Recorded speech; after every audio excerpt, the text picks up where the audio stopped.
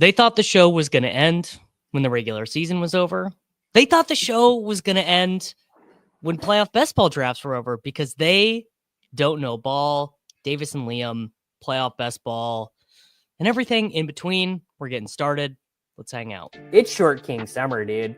It just feels like no one in fantasy sports ever learns anything. Does he mistime it, or is Brock Bowers just a grown man? Brock Bowers is just a grown man. Dare I say, Rich, football might be back. In the words of Lane Johnson, this offense looks constipated. It's Short King Summer. All right, guys. There we go. There's the man. What I could tell Davis was getting antsy. He's like, where'd he go? No, come on. What's up, everybody? Davis, how you doing, man? I'm doing all right, man. Yeah, just grinding these playoff best ball returns drafts. Different format than much different format. Really changed the strategy. Yeah, because last year, I mean, before we even get to that, can you walk us through how you formed your thumbnail? Also, why do you think that Ty Johnson is going to be like, because I know you're trying to grow here, right? So you're targeting an extremely small media market, the Bills. You're targeting an even smaller media market, people who know who Ty Johnson is. So why Ty Johnson, and how did you arrive on number 25? Who Ty Johnson's 26. 26. Yeah. So I didn't realize until walk us through it all. Walk us through it all. Well, that has been a bit on my channel for the last month. Has been the most important players in playoff best ball are the backup running backs on the Super Bowl favorites. And are you doing pictures not of Justice Hill? No, I literally just Googled Ty Johnson and then I set the filter to large and I thought it was a funny picture and it worked well because you have the guy on the one side, the background on the other, and then it can go behind the text. But that was one of my guesses. One of my guesses was like you uploaded someone not Justice Hill and you're like, this will be a funny bit that 5 people will get. That was not a bit. Or it was not an intentional bit, I should say. Not an intentional bit. But yeah, the most important players in playoff best ball, Justice Hill, Ty Johnson, Kenneth Gainwell, and Samaje Perine. Justice Hill and Ty Johnson outscored J.K. Dobbins. They obviously outscored every J.K. Dobbins was chief. hurt, right? Like he barely even got going. He was super drafted in playoff best ball, though. J.K. Dobbins was. Yes. So the Justice Hill touchdown. I mean, I haven't looked at every single one of my teams because that would be a lot of looking, but I'm going to imagine that probably was, I don't know, 10 or 15 extra teams for me from Justice Hill scoring, 5 to 10 extra teams from Ty Johnson scoring, getting Dalton through. Kincaid's catch that wasn't a catch also probably got me some teams like that for sure. That 3 for 47, I'm not done the math, but that assuredly got me a team or two because there was a lot of wire to wire there. What is your Super Bowl that is best for you? For me, it's Bills, Eagles. It's Eagles and anyone at this point because it was really hard to get Eagles teams through. And just from a quick look, I got a lot of Eagles through, I think, because of Justice Hill and Ty Johnson, actually. So I just think Eagles getting through versus anyone. I think from looking at my teams, again, I have not looked that closely. I think the Lions, Detroit teams either. That's my question for you. I obviously got a ton of Chiefs through because if I got a team through, it probably has a Chief on it. But I don't know. I do not know if I got any, 5-man Lions Chiefs through at all. I don't. Number one, I was trying to jam the Bills and the Eagles.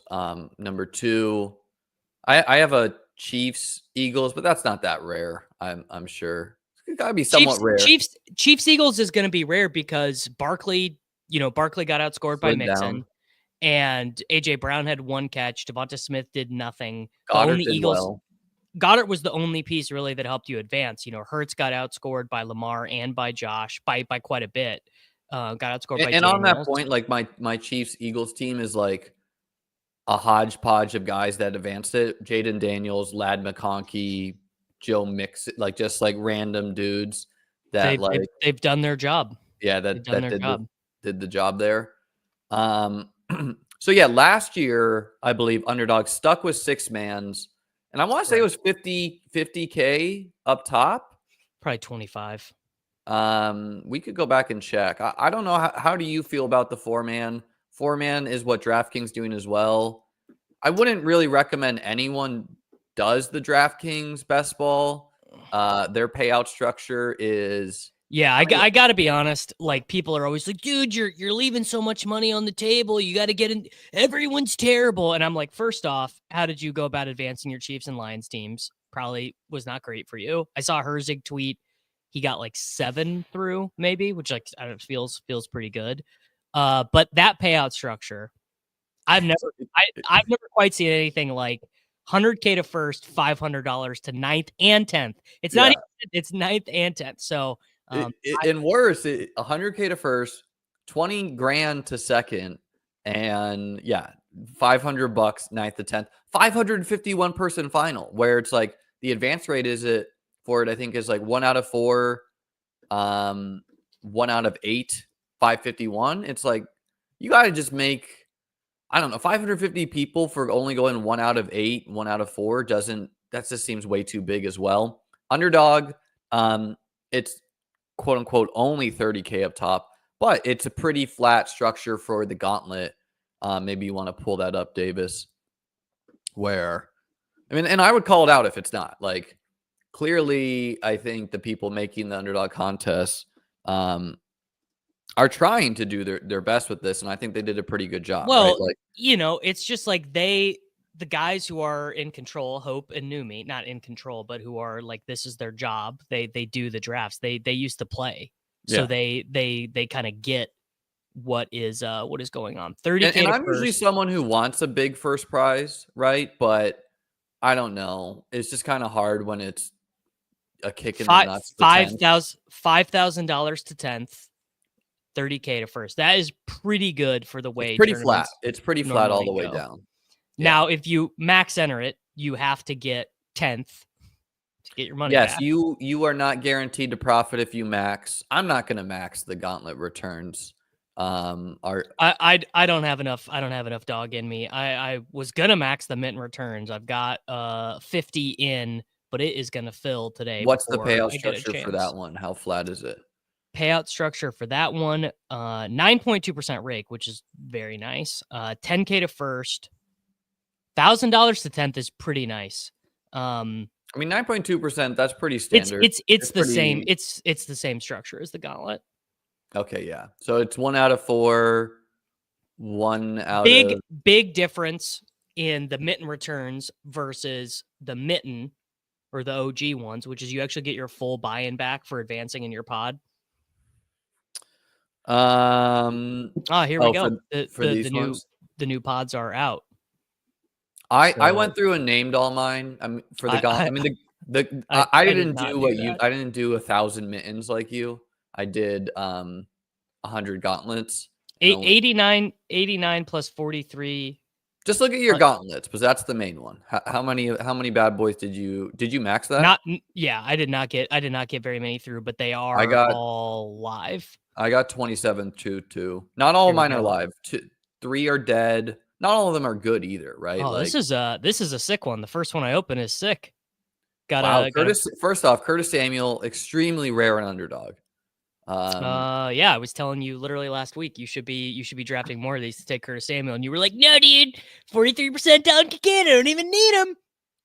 What was said at all. I think those were your exact words. The conversation went like this. You said Mac Hollins is getting drafted at 20%, and I told you, no, he's barely getting drafted, and the ancillary guys are really barely getting drafted. I do like how you twist these combos, though. Curtis, Keon, Cooper, JMO, and a Bill stack. So pretty good. Only some dead Bucks guys, which you need to have pretty much to advance these teams. Yeah. All else equal, you would want those Bucks guys to be Texans guys just because they can meet in the championship game. Sure. Yeah, I mean, I think, honestly, I'm going to guess most of my teams that got through are, like, super live. Like, 10 guys live. I mean, that's a pretty bold guess. This team is fully dead you just pulled up? No. Why would this team be dead? Oh, it is. Shit. Darnold. Double dead quarterback. That's scene. some irony right there.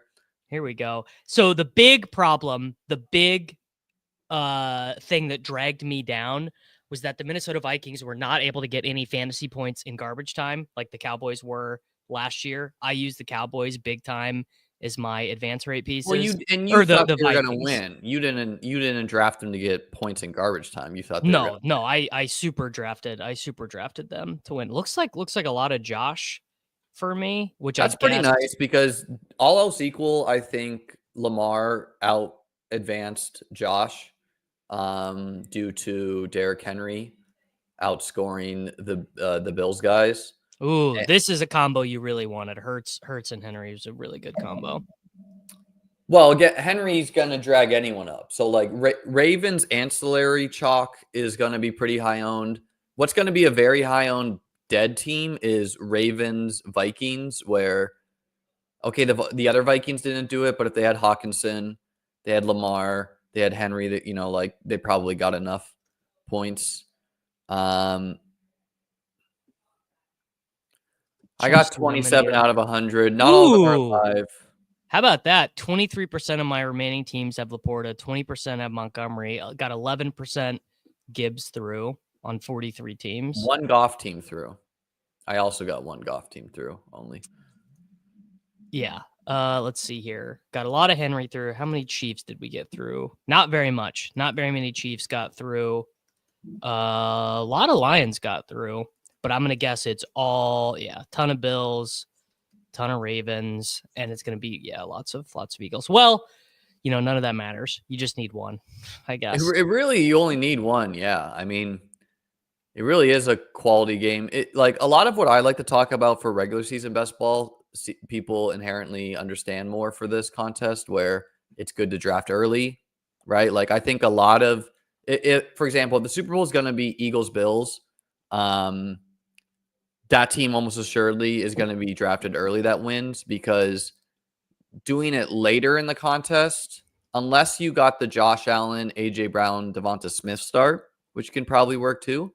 But if you went Jalen Hurts, and then let's say you went James Cook, the Josh Allen and Lamar drafter took AJ Brown and Devonta Smith from you, you only got Goddard with Hurts, where earlier in the contest you could get Hurts, Cook, Smith, and Goddard later. So it's just going to be harder for some of those combos to win.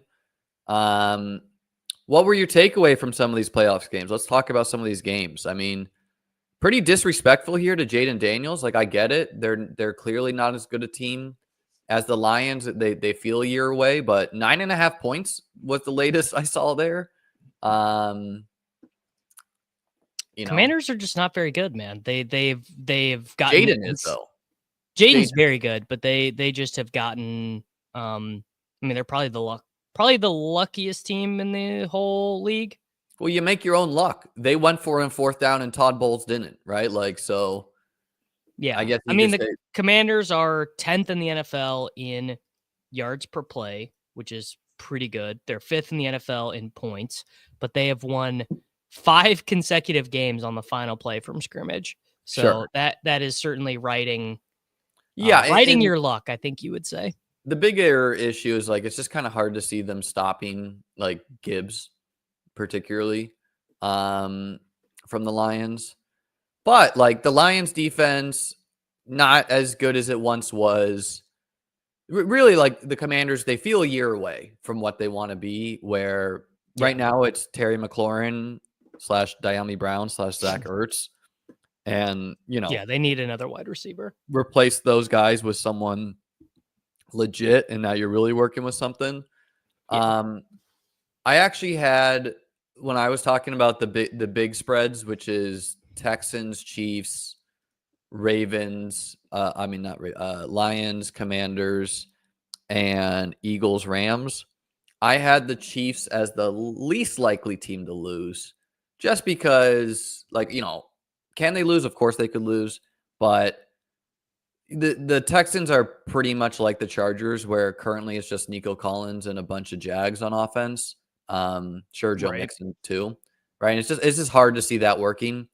I I had the Eagles as the second least likely team to lose, where if the Rams were playing the Lions, I would be tempted to just pick the Rams. But, I just think the way the Rams match up on the Eagles is not like they're just going to be able to pound Saquon, pound Hurts, and like most likely get out of there with a win unless Stafford can be like the best quarterback on the planet. There's gonna be like the Eagles are gonna have 6 possessions. They're gonna win the time of possession battle, 40 minutes to 20 minutes. Like any Stafford sack, any 3rd and 7 that is not converted is gonna feel like the whole air left the building effectively for them. Yeah, and I agree. And then just because of Jaden Daniels possibly being special, I have the Lions. Look at this one. Just you could tell this was drafted in like week 12 because I have CJ Stroud and Russell Wilson on it. George Pickens was a nice advance rate piece. Yeah, I mean, some of these teams are just dead. I have a lot of dead Tank Dell advancing. I don't think people are not understanding. Terry McLaurin is obviously legit, but he's the only legit offensive player on the Commanders. Correct. Outside of Jaden Daniels, right? Yeah. Yeah. I mean, Brian Robinson Jr. and Eckler are fine. Brian Robinson, dude, looked terrible in that game. He's looked pretty bad for a while, right? Like, yeah, I like him. Remember, he had that knee injury in like week 5 and 6, and he basically has just kind of been terrible since then. Yeah, I mean, the only way the Eagles could lose to the Rams is like the fact that the Eagles didn't win by like 40 against the Packers, and the Packers were legit doing nothing. Yeah, like they were up like 10-0 at half, and that's just how the Eagles play, though. The Eagles are just like whatever, dude. We'll get up 10 points, and the defense will take care of it. We have no incentive here. Yeah, who was buying this book AJ Brown was reading on the sideline? Did you see that? That's like the most like bought book now. Yeah, up 53 million% on Amazon. I mean, look, don't get me wrong. I love to read shit like that, but I need Dr. Andrew Huberman to tell me to read it first. I don't need AJ Brown to tell me to read it. I'm sorry, man. I can't abide by the idea that Luke McCaffrey will quote unquote. I could believe it that he could be improved. I could believe it if you told me that 8 months ago when I was drafting him all the time in best ball. He's one of my highest drafted players as well, but couldn't get on the field over Olamide Zaccheaus and De'Ami Brown. Yeah, that is pretty down bad. He showed a lot of juice as a returner. So like if he can that's what he can do. Yeah. If he can put it together in the offseason, you never know. Well, and he's new to the wide receiver position. He was I mean, like, look, Tank Bigsby turned it around, Quentin Johnston turned it around somewhat. Like we've seen guys turn it around year to year. Tank Dell reverse turned it around, but that was obviously injury related. I think he really was going to smash. Like, I think that Chiefs game was like the beginning of him returning to form, got through the bye, and then just really, really unfortunate he got hurt there. Yeah. Yeah. I mean, going to be really interesting to see. I think the biggest thing for playoff basketball is, do the Chiefs even score any points, or do they just win 17-6 or whatever? And it's just like the worst fantasy game. So my takeaway is, if they can, they would like to save some plays for the next game, right? Oh, for sure. Yes. Like if they can, they want to just get out of there. Because I do think like Hollywood especially could be a big he's been like barely running routes, but getting 8 targets a game. He leads the NFL on targets per route run on his like very limited snaps. Yeah, and I think in a game that matters, that wouldn't be the case. Like, I think that would be him closer to like 60 to 70% of routes, which is a huge, huge change, right? You run Worthy, you run him, you got Kelsey getting the field open for him. But if they can get away with it against the Texans, they'd almost certainly want to save what they want to do. I think they probably are going to be able to get it away with the Texans. Dude, like, if you got to watch that game and you didn't get to have access to the scoreboard, Like if you were just like, it was kind of on in the background and the scoreboard wasn't on and you just like happen to miss one of the pick sixes, you'd be like, what is this game? 9-3? Like the idea that the Texans scored all those points in that game, it feels unbelievable. Cause CJ Stroud was fucking horrible, man. He was awful. He was very mobile though. And he kind of looked fast. He looked faster than I remembered. Which every quarterback that has any mobility will run more in the playoffs. So Mahomes included, of course. And so, what would it take for the Texans to win? It's going to take like a bomb or two to Nico, which typically the Chiefs don't give up. It's going to take Joe Mixon, I don't know, finding the fountain of youth and just like churning out first down. And it's going to take CJ Stroud being absolute special, coupled with probably, a kick return, turnover from the Chiefs, things like that, right? Because well, sure, if the Chiefs fuck up and turn the ball over and fumble and just play terrible. I mean, like that's like the Packers, dude. They fumbled the kickoff. Like that's like, that's just a death blow to start the game right there. Joe Mixon going Zamir White mode. So it's really funny that to me. That sentence has never been uttered before and will never be uttered again. We were all there. Frankly, if the Chiefs just play like a B- Chiefs game, the Texans have no chance. It will have to be everything goes wrong for the Chiefs, which is not to say it can't happen. I mean, the Chiefs almost lost in the regular season to the Falcons. They almost lost in the regular season to the Broncos. They, that was like the worst. Interestingly, it seems like the market's going to have the winner of Ravens Bills as the favorite to reach the Super Bowl. Like I think they won't be favored in that game though. No, Chiefs will be favored because it's at home. But by like 1.5 though. It'll be like nothing. Well, that means, like the Ravens currently are favored by 1.5. That means that in the Ravens field it would be 4.5. The big thing about the Bills game is number one, no Zay Flowers, which probably will matter against a better team. I think that's a very big deal for this game.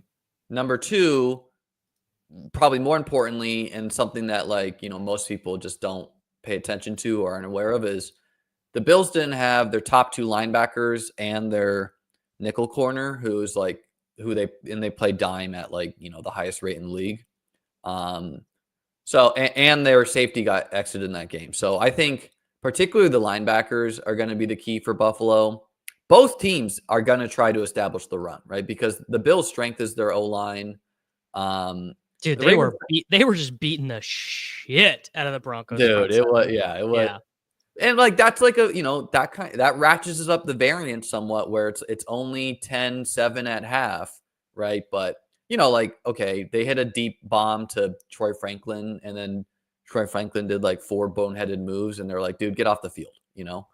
People are like, why isn't this guy playing? And then he blows a route, whatever.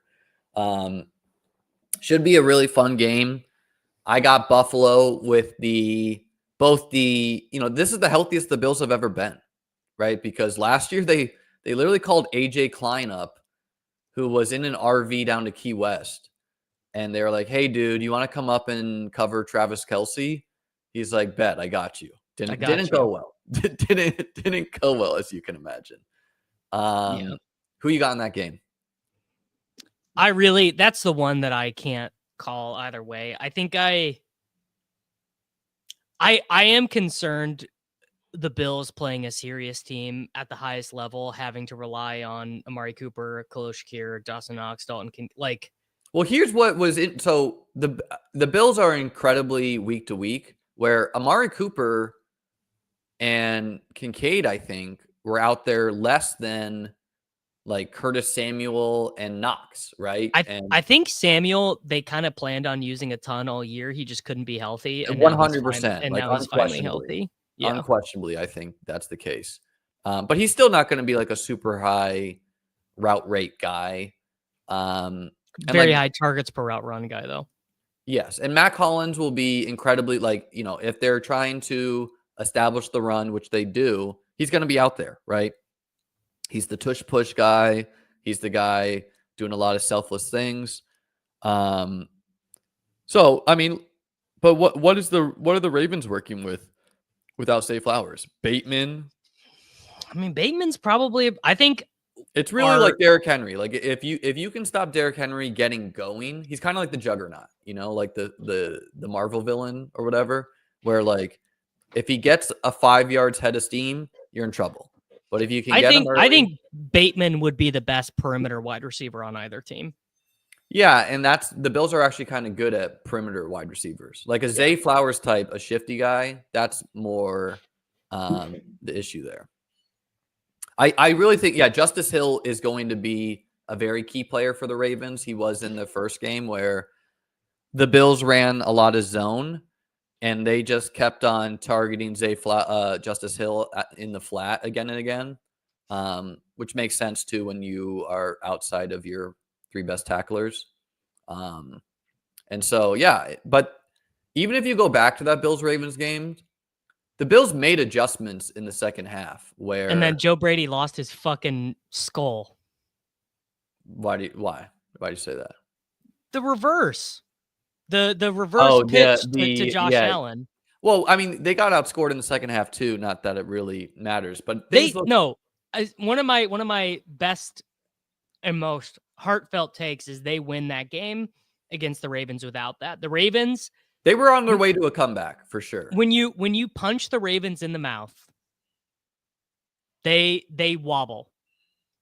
The Raven, I'm not saying they always fold, but when you punch the Ravens in the mouth, they wobble.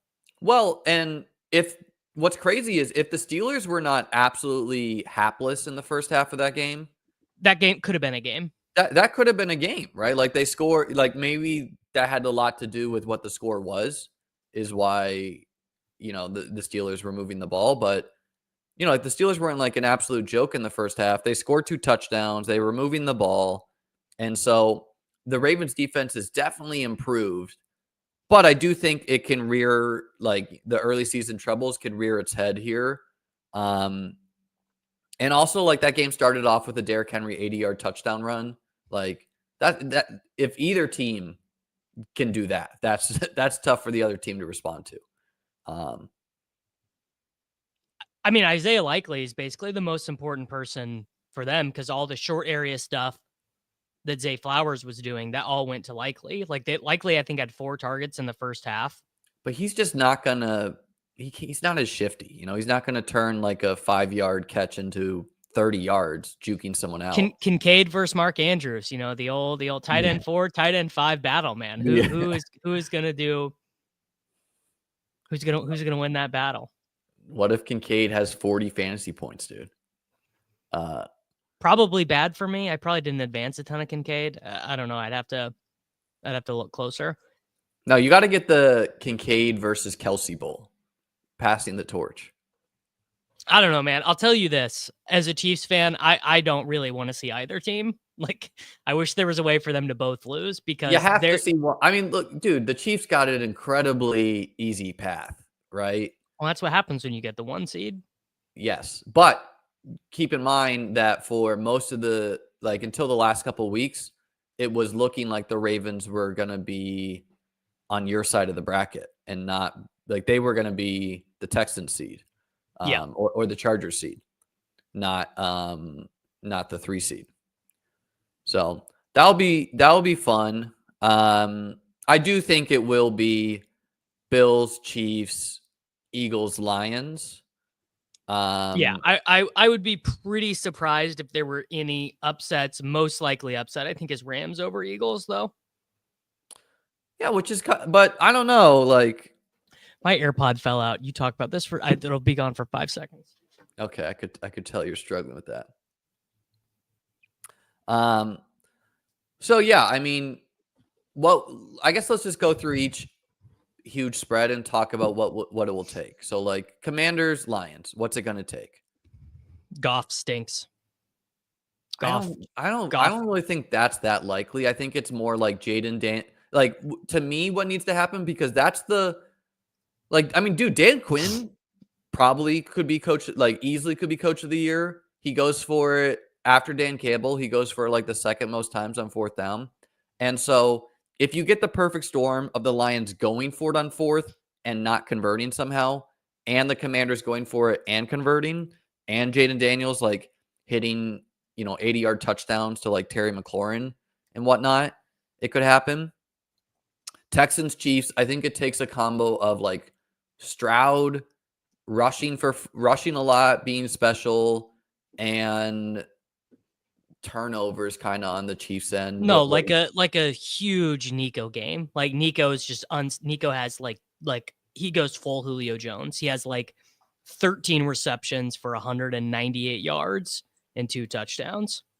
Yeah, and it feels like every week, like week to week, people are like, Nico Collins is the 4th pick in next year's drafts to Nico Collins is like a 2nd rounder. Like people are like really riding the wave with him. He's like a 1-2 turn pick, I think, probably. I think he is like the 105 or no, well, definitely not. Well, no chance. Yeah, I think he has a claim after Chase, Jefferson, him, and Puka. Like those are the next 2 dudes at wide receiver.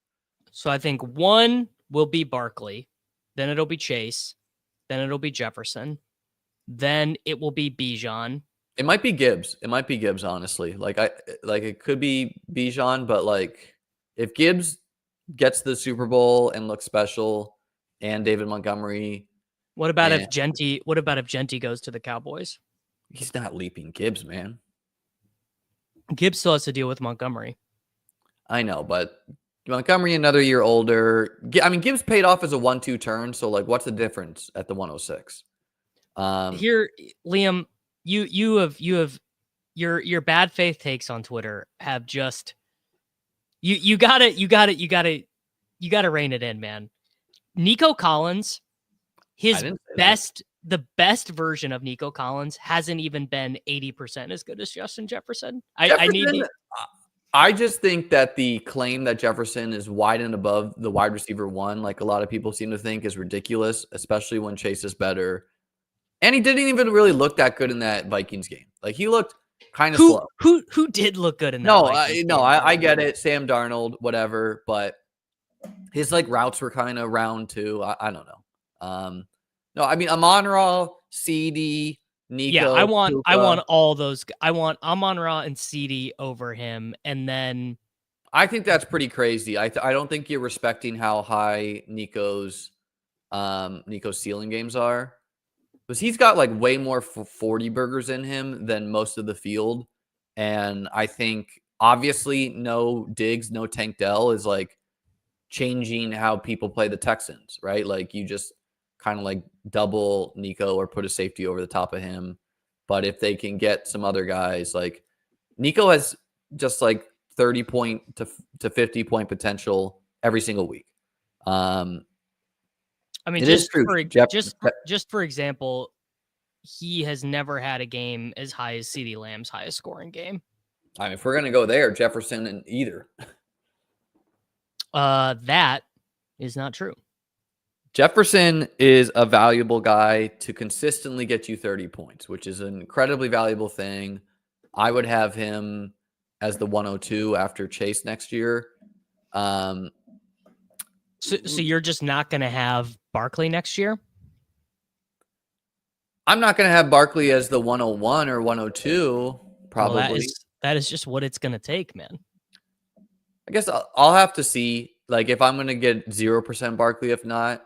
But I mean, yeah, in general, I think if people think the lesson is that Barkley goes burr versus wide receivers are scarce in the first round, the second thought is going to make you a lot more money on the long run, because countless examples of running backs that pay. I mean, James Cook scored more touchdowns than Saquon Barkley.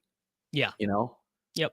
Joe Mixon, right? Lots of running. Chase Brown. Like, I would rather know that I hit a Jefferson, know that I hit a Chase, know that I hit an Amon-Ra, and simply find a different running back versus trying to replace Jamar Chase with Saquon. That's not the same thing.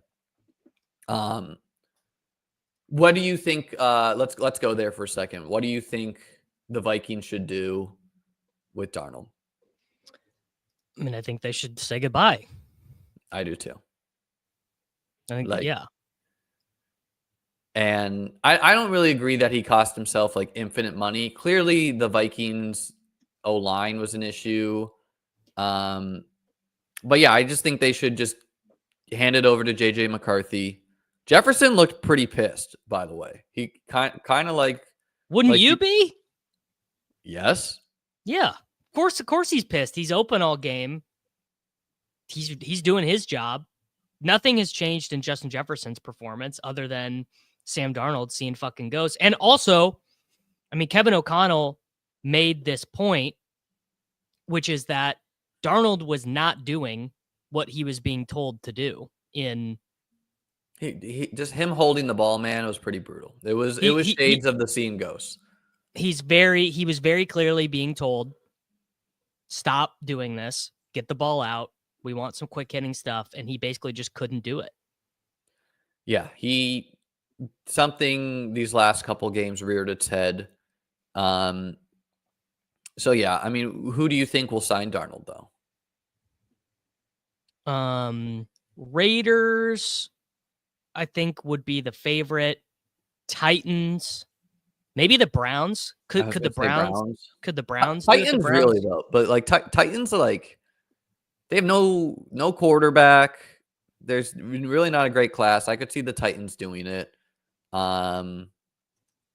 You know, he's like a better Derek Carr, kind of, right? Sure. But he's on he's on that level though, right? Like he's not like people a couple weeks ago were being like, "Oh, Sam Darnold's a top 10 guy." You know, there is a huge,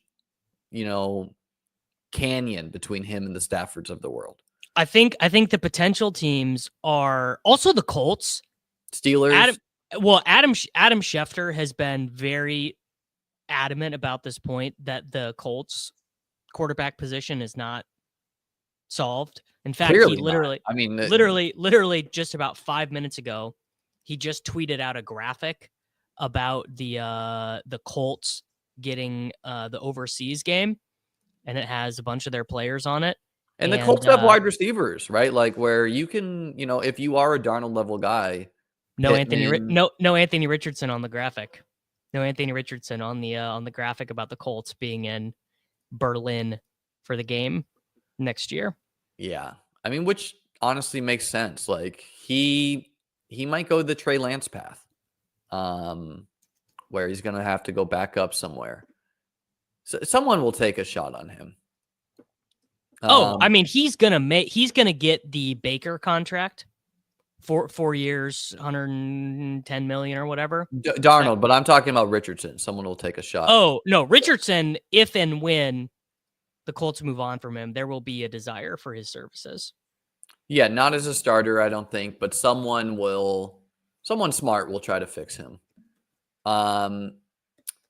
Okay, Rams, Eagles, what's it going to take? I mean, really what I think it will take is just like a combination of Stafford being special and the Eagles offense looking suspect, right? Like Hurts eating sacks.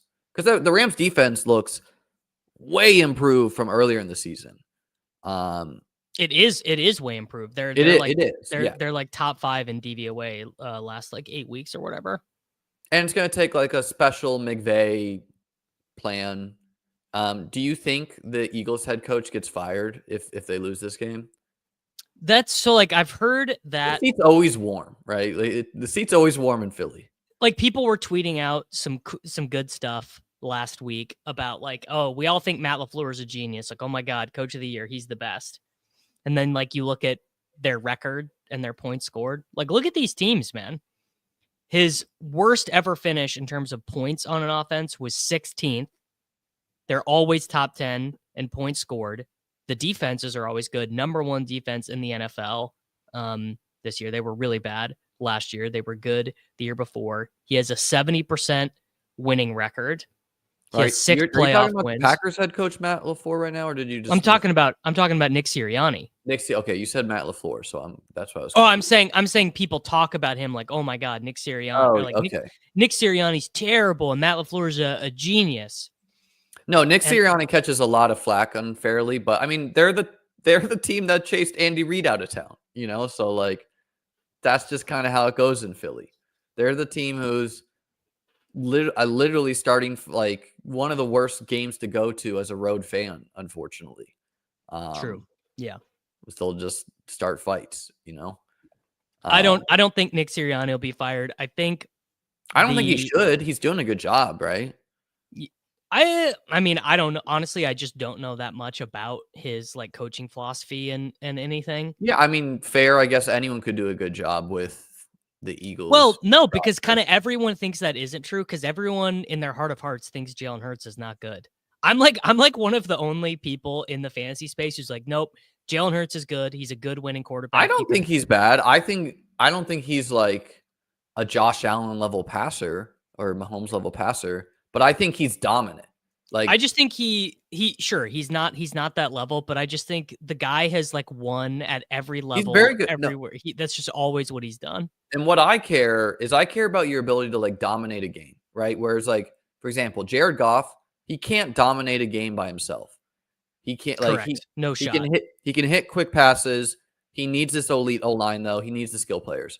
Jalen Hurts can just churn out first down after first down by himself, right? Hit deep passes, and that sucks the air out of you as a team when you're playing them, right? When you're down 6 and you're trying to get the ball back and you have to deal with Jalen Hurts running for 6, tush pushing it, running the tush push. If you are a defensive player, the tush push just has to like steal your will to live. You have to just be like, this is so brutal. We get them to 3rd and 3. We stop them on it's 4th and 1 and they just boom, easy first down. Yeah. It has to be the same thing as when Mahomes does his 3rd and 7 scrambles. Like a Mahomes 3rd and 7 when you have scramble. Mahomes sacked and he spins out and gets a first down. You would like, I'm just imagining that happening to me in Madden or something, and I'm just like, I would just scream. Dude, what is Josh Allen doing throwing that touchdown to Ty Johnson? Like, why? Yes. It's 4th and 1. Why are you doing that? Well, I mean, I think they just basically knew, like, come on, the Broncos, not serious. Sure, but like, I mean, how, like, no one was open short. He couldn't run it, so he's like, all right, screw it. I'm gonna throw this rope to the end zone. I was annoyed with them for their game plan in the first half, the Bills, that just like they had 3 possessions in the first. What was that about? I know, but I think it's just they understood. It's kind of like the Eagles. It's kind of like the Ravens, where, yes, you are not scoring a lot when you only have 3 possessions in the first half. And they had to, like, the Broncos red zone D stiffened up, right? You got to give them credit there.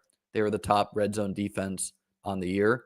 But that game plan, I think they thought come the second half is going to pay off, and it did, right? Like, it beat the Broncos up, it tired them, and eventually it led to play action and whatnot. What was interesting is how other teams are doing the tush push now, where we saw the Packers use Kraft, we saw the Ravens use Mark Andrews, right? We see the Commanders use Marcus Mariota, which is interesting. God forbid Andy Reid ever fucking learned something from that. The Chiefs have not run a sneak since the Broncos game where Pat hurt his knee. Well, that's what's going to, because I don't think Mahomes is really doing it for the Chiefs anymore. Obviously, Josh does it for the Bills. He has not. They have not ran a quarterback sneak in 4 years. Yeah. So who is it? Kelsey for the Chiefs? It would be, if they did it, it would be Noah Gray. Okay. And then for the Texans, I kind of doubt it'd be Stroud. Like, why aren't they just having running backs do this? Like, why not just have a running back be your tush push guy? Probably they're not good at holding the. There you go, Kelsey runs it. They've both done it. Kelsey runs it. For the Rams, I think it would be Stafford, just because Stafford's like, no, F that. Like, I'm the guy. But right. I could see Puka being it. It's the Marcus Mariota, Jaden Daniels double play is very intriguing to me. They're like, just like, all right, Marcus, We don't really care about you. They're gonna run some trick play. This is why the running backs don't do it. Is a lot of the tight ends were quarterbacks at some point in their life, so they know how to handle the snap. The running backs don't know how to do it. Well, it's okay. Lamar's not a big guy, but he could tush push, right? Like, I guess they just don't want to risk it. I think you just do not want 205-pound Lamar at the bottom of the pile. Yeah, same with Jaden. Same with Mahomes, really. And that's what makes Mahomes hasn't been 205 in a long time. I'll tell you that much. Mahomes and Josh probably weigh about the same, but Josh probably has I don't know, 10% lower BMI, 5%. Yeah, Mahomes is like a beer belly, and Allen is, or whatever you want to call it. Man, it's so funny. The Chiefs starters have not played a football game by the time it starts in 22 days. If you can remember to the old like Colts Patriots days, like one year the Colts took the double bye where they like rested their guys and had the bye, and then they lost, and everyone, like the media, was all like, "Oh, you're taking too many byes." That's what the Chiefs did this year. I mean, I think it's still like right because they took the double bye. They took the bye against the Broncos, and then they had the bye. But I think the double bye is good if you can get that, right? Because the double bye, maybe if you're like an inexperienced team, like, oh, this is our first time we've ever been a 1 seed. We've never been in a conference championship before. Like maybe it'd be hard to retain focus. But when you have a bunch of old guys, when you're roster, like when a 34-year-old tight end is maybe your most important offensive player, you want the double bye. Yeah, you big time. And when you have experience of playing in the Super Bowl, because you get a long rest for that as well, right? So it's not like it's unusual. Correct. So the question for Kelsey is, I think Hollywood and Worthy's going to open the field for them, but I don't believe he's going to have the yak, right? Like, I think he's going to be like, do you think he's going to be as Kelsey? Do you think he's going to be as big a part of the Chiefs' success as he was last year, for example? Yes, he will lead the team in targets in the postseason, but the big difference will be the yak stuff. Juice, dude. He's got no yak. He's got no juice. The designed yak stuff is all going to go to Worthy. All like the crossers and the screens and stuff. That's all Worthy, in a way that it would not have been obviously last postseason. Yeah. I mean, I think all of these teams, every single team in the playing this weekend, we would have predicted except for the Commanders. And that was a literal coin flip accident. We wouldn't have predicted the Bucks though either. Like, I don't really know who we would have, like the 49ers are the team. Honestly, the team, like once the season got going, like in like week 9 or whatever, we would have predicted the Falcons. We'd be like, oh yeah, sure, the Falcons are going to make the division. Packers is the team that's kind of Packers is the team that's, and they got the 7th seed. They kind of idioted themselves. They kind of did it to themselves because they could have beaten the Buccaneers. They were drawing pretty thin to beat the Eagles. Yeah. Yeah, and I don't know. They probably match, like, again, the Eagles, they're a very eclectic team where number one, top to bottom, the roster is like everyone is very good, and they had some like guys fall to them in the draft, like that Jalen Carter guy. I don't quite remember why he fell in the draft. Their D lineman. What it was? He murdered somebody. Is that true for him? There was other guys like that. He didn't. He was in a drag racing accident and ran like basically like it was kind of his fault. His teammate at Georgia died. Yeah, well, that's sad. But the Eagles benefit because he was supposed to be the first overall pick that year. Yeah, and instead the Eagles got him like 9th or something, right? Yeah. Kind of classic how that. Yeah. Hey. I think he, I mean, obviously he did not go to jail for murder, but he was directly responsible for someone dying. Yes. So. Well, moving on. That's football, dude. You start to, why did La'el Collins not get drafted? He was being investigated for murder at the time of the draft. True. Yeah, and his career burned really short, right? He was on the Bills practice squad this year. Same thing with Laramie Tunsil, not quite the same thing, but the gas mask. The gas mask. The uncle doing that. Yeah. So it's you know, it's kind of how it goes in the Carter was in the car that did not crash. I did want to just bring this up. This is engagement farming at its like Hayden Winks, dude. Just look at this, man. 941 responses, 620 retweets. Most of those are probably quotes. Well, because all the mouth breathers are saying the same thing. Lamar and Allen haven't been in a Super Bowl, so how can you have them there? I also think it's kind of like, first off, I think most people would take Allen over Lamar. Second off, doesn't Lamar have a like all-pro team right this year with like the most Pro Bowlers and everything? So how are you going to say you can drag any team to the Super Bowl when his team's very good? Obviously, all these guys' teams are good. I would take Burrow over Lamar.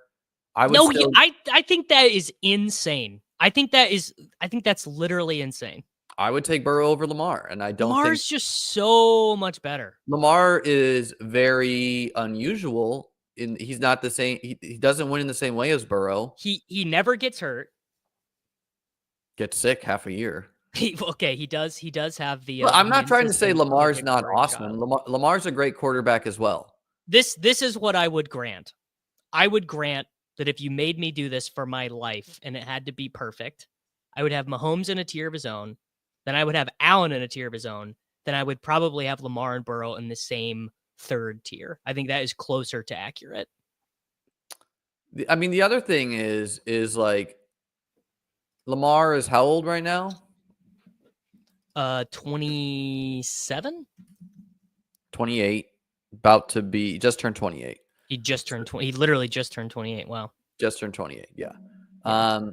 So, I mean, I get like, just like how Tyreek wasn't quite the same guy this year, you got to wonder how will Lamar's game age when he is no longer as fast and agile, as far as like, does Lamar have like 2 years to get it done?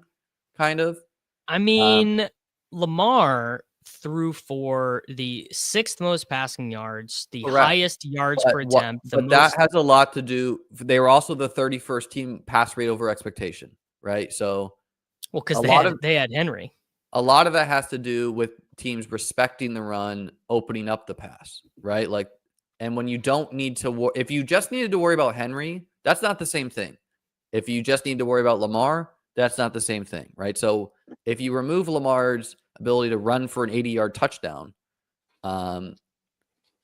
okay. I think almost everyone would take Allen over Lamar, and like the media is gonna. I think that's fine. I think they're both very, very similar in terms of what they have accomplished. I don't know. And maybe I think Allen will probably age. Allen was the 101 in playoff drafts, which if people think the Lamar and Ravens were so awesome, he would have been the 101. Allen was the chalk in FFPC. If people thought Lamar and the Ravens were going to be better than the Bills, they would have chosen Lamar, right? So like how people are actually gambling, they're choosing Allen. And I think if the Bills win the Super Bowl this year, a lot more people are going to admit that, there is no clear, like Allen, Mahomes. But then on the same converse, then you're saying that if Lamar beats Josh this week, it'll be Josh is a loser. Lamar's the best. That's how people are going to talk. I don't really agree. Like, obviously, whoever loses this game is going to be talked about. It's going to be intolerable. Whoever loses this game is Daniel Jones. Whoever loses this game is Daniel Jones. That's how it is to most of the mouth breathing public. We know that, right? I might have to take a vacation, like a 1-day mental health vacation after, because you're gonna relish in that. I'm not, because I think it's so, honestly, I think it's very unfair to Josh and to Lamar. That's kind of how you are, Davis. I've told you in the past that playoff games are kind of like rock, paper, scissors, shoot. And yes, the Chiefs have beat the Bills in a couple games, but those games could have easily gone the other way. And you're like, no, No, I promise you, this is not true. There's no chance no, you're going he to would catch me. definitely relish over the Bills losing though, because I That think I'm more you're likely to worried do about that. them. You're worried about the Bills coming into Arrowhead and winning. I'm worried about both of them. They could both if regardless of I which think team Allen wins. is better than Mahomes. I don't really, Well, why? Because I think he's more dominant. His ability to dominate a game, just like how I think Hurts can dominate a game. Mahomes is obviously awesome, but I think Allen could be more dominant.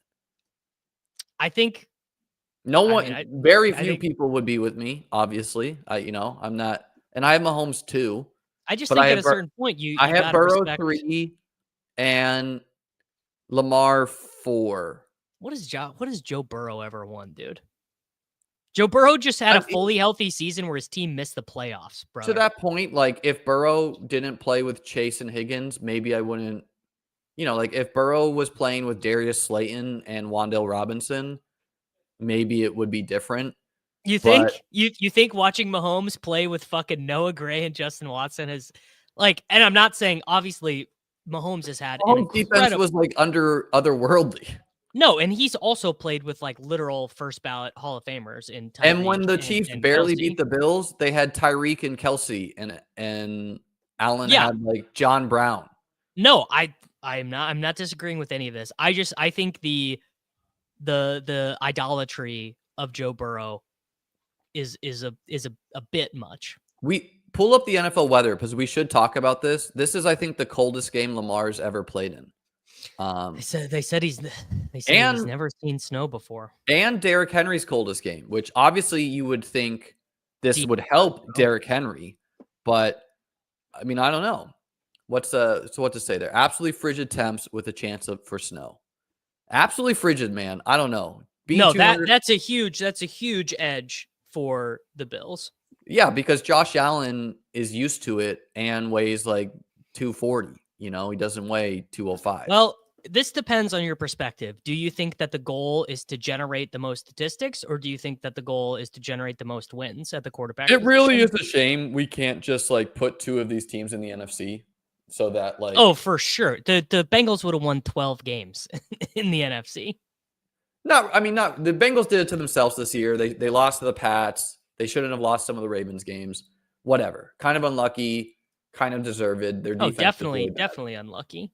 But what's really just a shame is that I think like most past years, people are like, yeah, Bills Chiefs was the real Super Bowl. Like if you could have said like the two best teams. You could certainly argue that Ravens Bills is the real Super Bowl this year. It's an incredibly high stakes game. You could say, but what if it takes both of these teams a Herculean effort and then they're not quite the same next week? Kind of like a double trap game, if you would, where it's like, yeah, no, whoever wins that game is going to be spent, dude.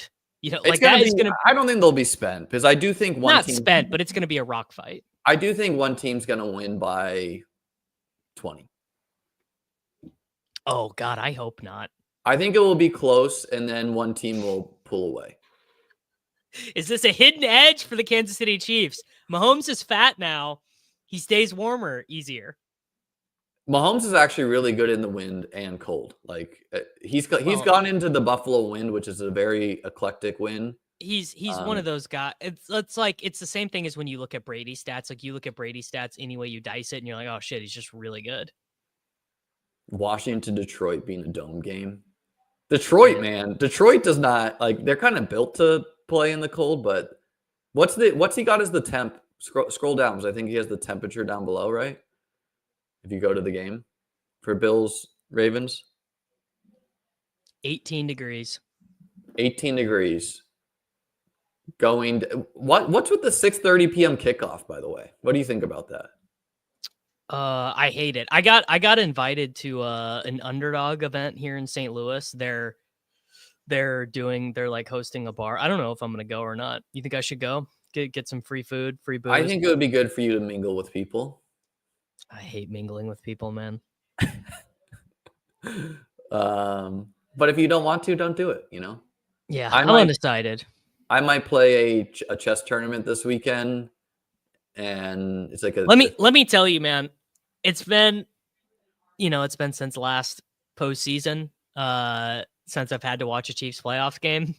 Fuck, dude. I mean, it's honestly, it's not fun. Like, it is fun, but it is miserable.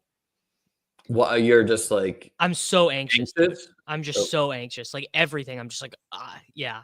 It's not a particularly enjoyable time. And I think it's because you think you're gonna have to deal with like a year of people hating on the Chiefs if they lose. Like, it's definitely part of that. Like, I just want them to. I mean, obviously, I really want them to win, but it's also just like, yeah, it's just gonna be miserable. There's a lot on the line. They could be a 3-time Super Bowl team, right? Yeah.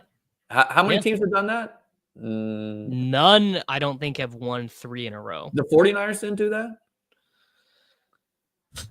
I mean, you'd have to. I love the chat. Someone's like, Davis, go. It'd be good for you. Someone's like, stay home and draft, dude. So that is someone who knows me. The devil and angel. Yeah.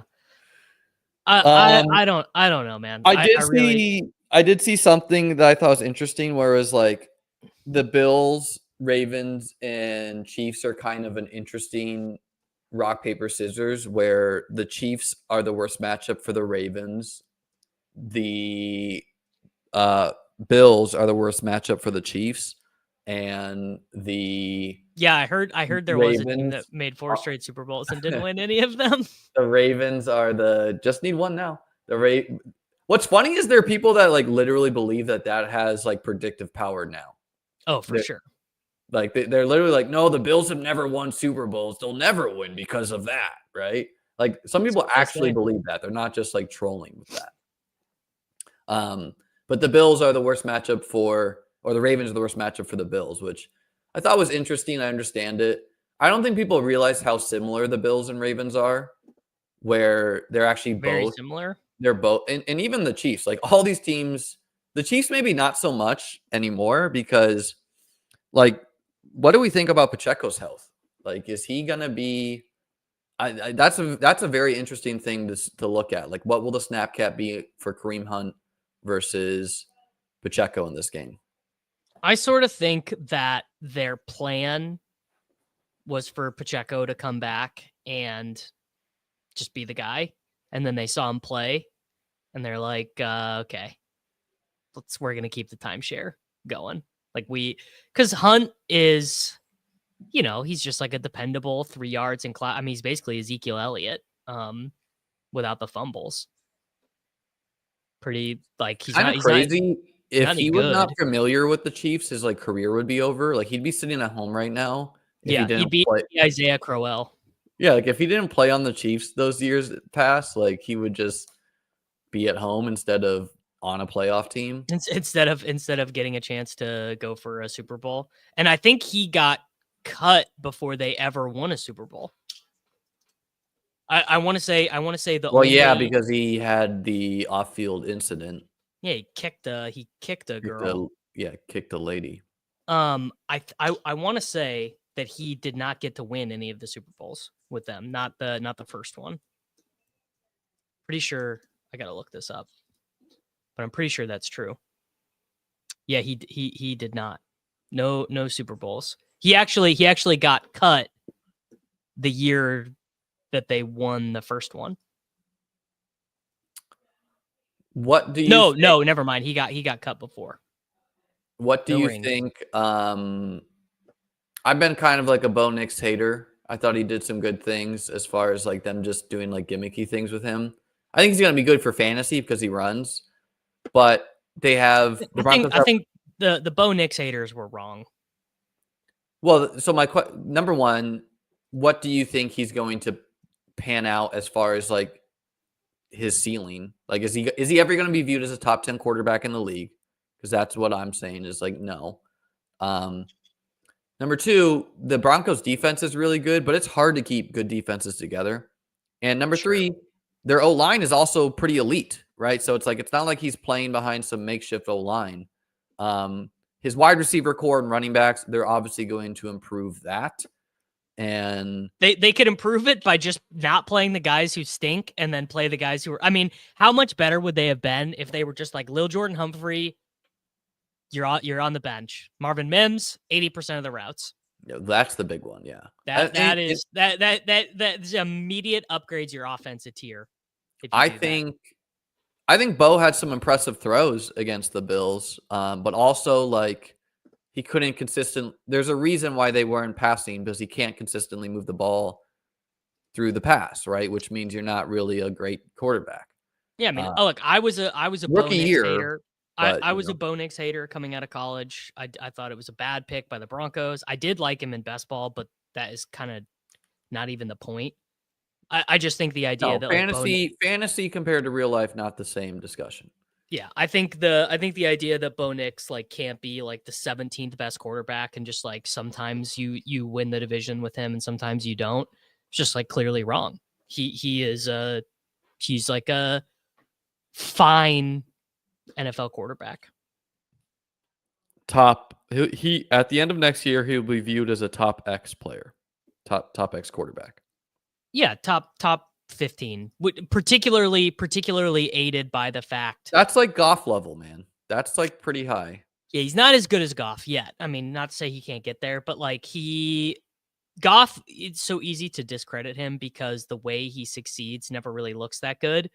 But I mean, Goff is clearly much better than Bo Nix right now, right? Yeah. Like, we see this with like Tua. It's like, oh, dude, Tua, he's terrible. But then like you bring another quarterback in to try and do these like timing based, like the offensive coordinator is really involved with the offense, and then you switch quarterbacks and they can't do it at all. It's like very hard to do what Jared Goff does, even if you can't just like throw Jared Goff into any game, you know. But I agree with this, but like that's also, you can't just be like, all right, Gardner Minshew, we're going to win a Super Bowl with you if you're Sean McVay or Ben Johnson. I'm pretty confident Drake May can and will be viewed as a top 10 quarterback in the NFL. Yeah, he's really good. I have very little confidence Bo will. But, you know, I mean, and like Drake May's supporting cast was infinitely worse than Bo Nix, right? So it's not like Drake looked perfect all the time this year. True. Should we talk about the other question I had is Dak. Is Dak done in Dallas? What have Jerry talking with Dion, possibly wanting to get Dion, bringing Shadur. They should really just hire Kellen Moore. They should really just hire. They're not doing that. I think that is probably what they will do. I thought it was going to be Jason Witten or Dion. Apparently, Jerry's on rogue mode. He's like not. It's just him doing this right now, which maybe is good. So they're actually going to get saved. They should have. This should have been a huge tactical error to not decide what they're doing until after interviews and stuff had already started. But they're going to get saved by the fact that Kellen Moore will just say yes to them, and he is maybe going to be coaching for another month, so won't be doing. Wouldn't you rather hire like Todd Monken or no? No, you're just you think Todd's a byproduct of Lamar? No, I think Todd is really good, and I wouldn't say Todd is a bad hire. Joe Brady too. He might get hired by someone. Kellen Moore, I think, is a very good offensive coordinator. He shows like a great ability to adjust. He has succeeded with all different types of quarterbacks. What happened with the Chargers?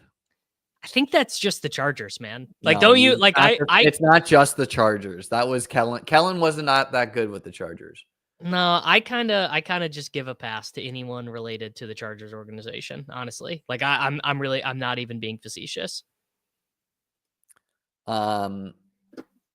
Should we talk about the incoming rookie class a little bit? Sure. You want pull up an Excel sheet or something and maybe go top 5 at QB, RB, wideout, tight end? Sure. I mean, I can just pull up my rankings. Sure. I did this the other day with Karain. It's not a particularly good class. Well, you know what? This was supposed to be a terrible incoming running back class.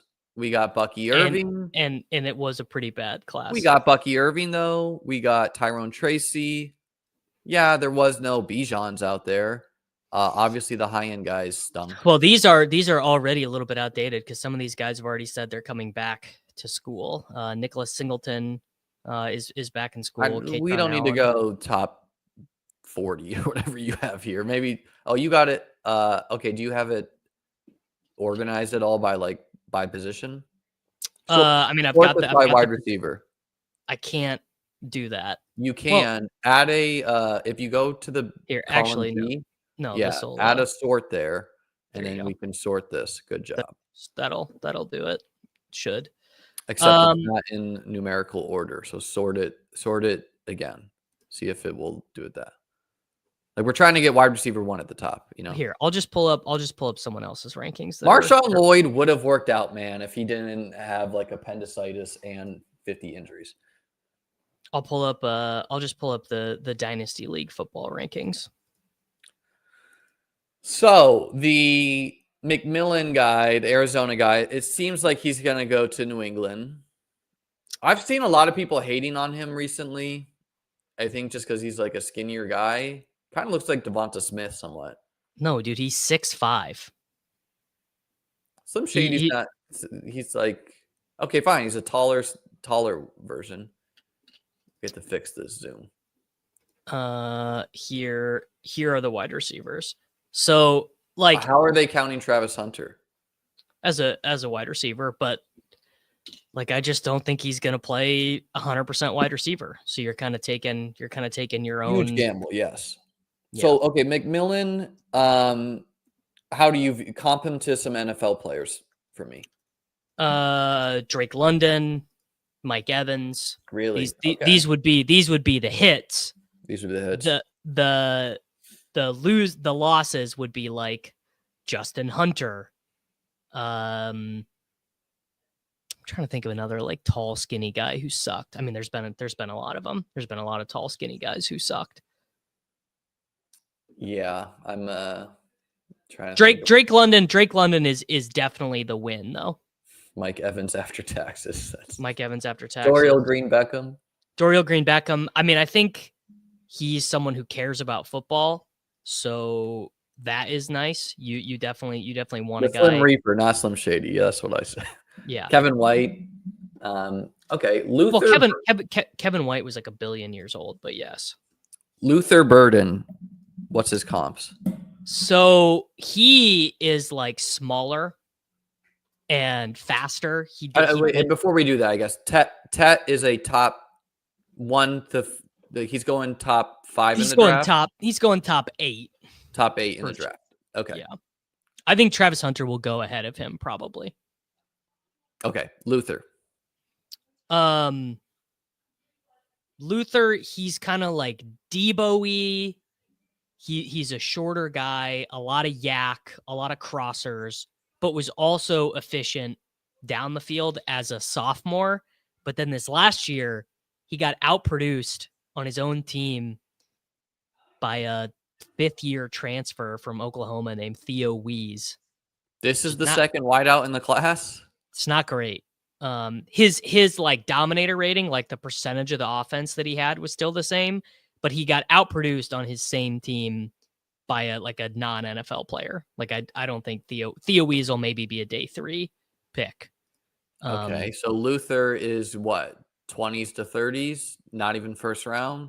You know, the thing is that the wide receiver thirst is so I also have heard that this draft class doesn't have that many pure first round picks, right? This is like just like a weaker. I do not yet know anything about the tackles or the edges or anything, or the linebacker. Like, but you know how like they're like, oh, there's 15 first round picks in this class. There's, you know, like I think this one is supposed to have a smaller amount. Yeah, Evan Stewart did go back to school. Yeah, which is he would have been. And then Emeka Egbuka is a. Oh, wait, so what did you have Luther as? Borderline back end first? He'll be like, you know, the Chargers pick, the Chiefs pick, or whatever. You know, like people will roll the dice. Just a team will want him, and it's a weak free agent class too, by the way. That's the thing. Wide receivers are just so hard to come by in the NFL now that you're really incentivized to draft them. Yeah. Emeka Egbuka, what do you got? So I am having a tough time with him because he's a 4-year player at Ohio State. Not as big of a deal with the COVID stuff. We've kind of learned, right? It definitely so that's definitely true, but like, you know, he played with Chris Olave and Marvin Harrison Jr. and Jackson Smith and Jigba, and he was just never better than any of those guys. No shame. Those guys are pretty. Well, JSN's like fine. Olave's like JSN's fine. ascending, man. JSN's turning into a pretty good player. JSN I think is fine. JSN I think JSN's like a co-alpha with DK Metcalf now. Sure. Yeah, I think that he's gonna get pushed up because this is kind of a weak class. But I don't think he seems that a guy. Yes, JSN is a good football player, but we're talking about is guys who are going to score a lot of fantasy points. Like the wide receiver 3 last year was the 9th pick in the draft, Rome Odunze. The 4th wide receiver was Brian Thomas Jr. Like literal stud. I do not think Emeka Egbuka is going to be a stud NFL. I think he's going to be like a good pro. Imagine if the Bills or Chiefs had traded up for Brian Thomas. Seems like something they probably should have. Well, actually, you know what? He would have been mismanaged by the Chiefs hard. He would. No, you don't mismanage elite talent. Chiefs found a way. So this guy's comped to Debo and Michael Pittman and Mingo. I mean, these are production based comps because he doesn't have like his height and weight and size are not in there right now. But yes, yeah, these are just like production based comps. I will probably end up lower. Wasn't Mohamed Massaquoi like a stud in the league? He was good for the Browns for a while. I thought he had like a couple really good years. All right, what is Buka's 205? What's his projected 40? His projected 40. Well, there's no chance he ran his high school time was 4.42, so I'll give him a 4.42. And I will hide non-power 5. No, I mean if he ran a 4.42 in high school, that's like 4.4. Well, it's probably not. It's probably a lie. You know. Yeah. Okay. It's probably yes. That I think you're thinking of Mushin Muhammad, the Panthers guy. Okay.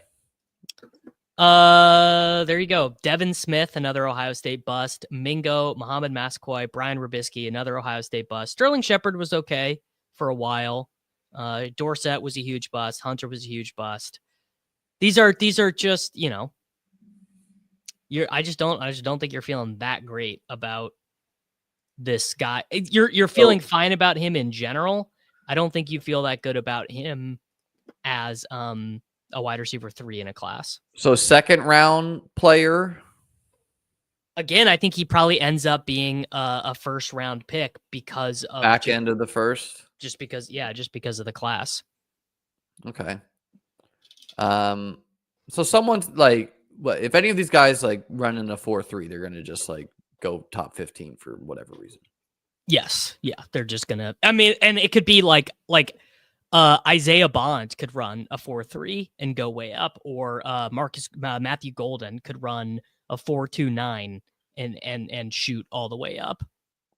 And then Travis Hunter obviously is going to get drafted ahead of, I think, all of these guys, right? Yeah, I think he will be the first non-quarterback picked, I think, probably. And my guess for him is 10 wide receiver or 10 scripted plays, like, 5 to 10 a game on offense and just full-time corner. What are you thinking? I mean, if he gets 10 touches or 10. Yeah, 10's a lot. Maybe 5 to 8. 10's a lot. I would do it is when my team is winning, he's corner. When we're trailing, he's wide out. I mean, I think like if he was just a wide receiver, what pick would he be? The same. Yeah. I think he would go ahead of McMillan. To me, that's kind of crazy. If just as a wide receiver, he would go as a top 4 pick in this class. I don't know. Like your wide receivers better be pretty effing good for him not to be playing wide receiver. Like wide receiver is just more important than corner. It's much harder to find a shutdown corner. I agree, but that's not like, how did the Broncos do with Patrick Surtain? I don't know anything about cornerback play. but all of the scouts say that he's a better corner than this guy that just got mentioned, this Will Johnson guy. I do not know anything about cornerback play.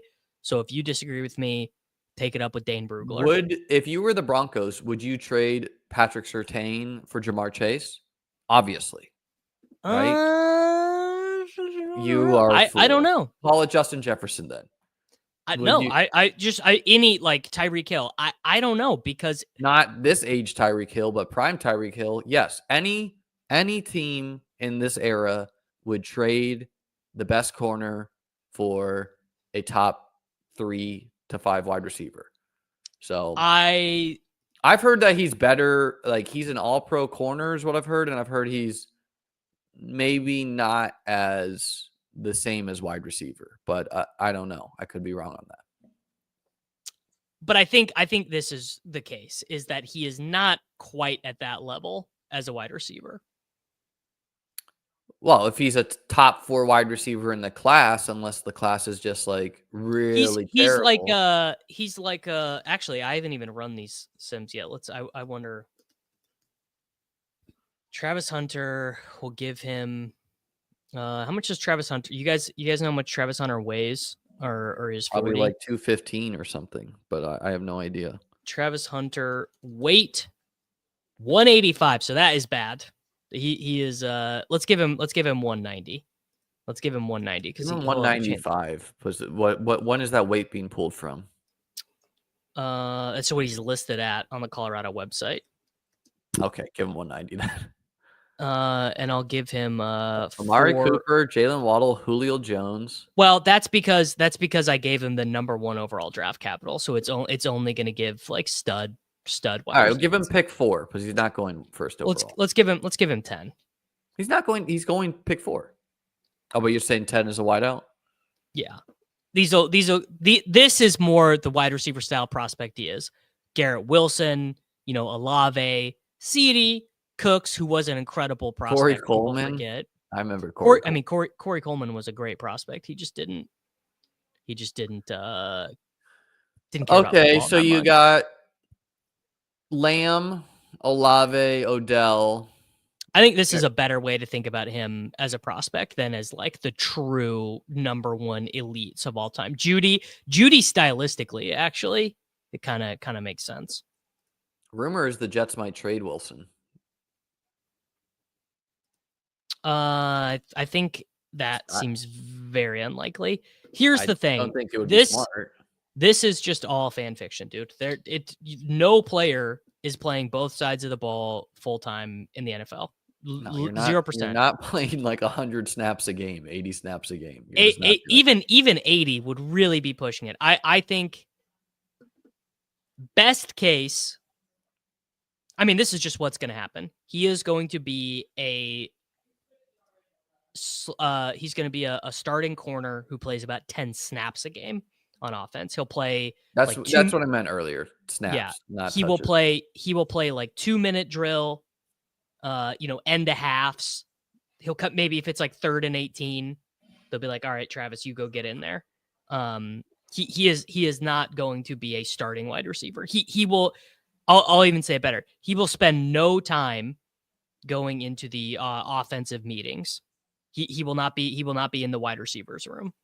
How many snaps per game did Deion play when he was playing? He played a lot, but that's a different. I don't believe Deion Sanders ever played both sides like that for real. He did for a little bit, and he was playing baseball games at night. Deion Sanders. So 1 year he was a part-time player. Really, 1996. He got 67 targets. And let's see. Yeah, that season is really romanticized. 1996, he generated 2 interceptions. He was a full-time player. So there you go. In 1996, he played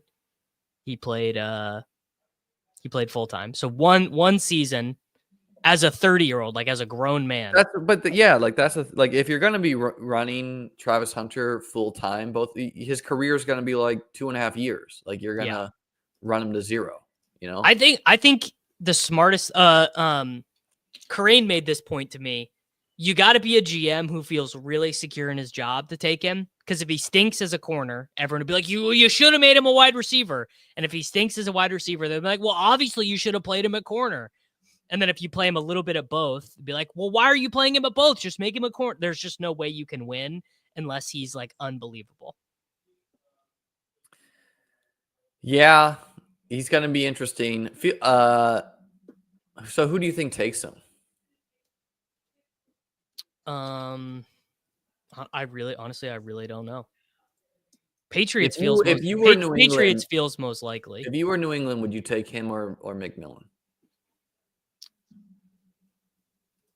I mean, it's not my job, so I'd rather have Hunter. Like if this is on my I just get to fictionally create this prospect. I want Hunter. Yeah, I'm good friends with some Pats fans, and they kind of feel that way too. But I think it's just the buzz around him. I don't know. Like I feel I would want to pair a wide receiver with Drake May. I get pairing Hunter with Gonzalez. That gives you like two of the best corners in the NFL. 100%. But it's just you can't go into the season being like it's Drake May and Jalen Polk again. The Patriots should already be like T. Higgins. You write your own check, basically. He's going to be a Bengal to me. I don't think they'll let him go. They are a poverty ass franchise, and they still have to pay Chase. All right, let's do one or two more wide receivers and move to quarterback and running back. Well, Alec Eomanor, really like him theoretically, but he is a tall wide receiver who scored a bunch of touchdowns at the University of Stanford, which just gives me such JJ Arcega-Whiteside vibes that I can't hardly stand it. Okay. Yeah. Fair. But he's pretty good college player. Like he really did smash. He's also very tall and very skinny. Let's give him pick 45. His comps. Well, there you go. JJ Arcega-Whiteside. There you go. These are terrible comps. Alshon Jeffrey is a good one. Jeffrey had a good short career. We found the Bengals fan. Sir, I don't even necessarily mean it as, I do mean it as an insult, but like it is provably true. The Cincinnati Bengals are the cash poorest.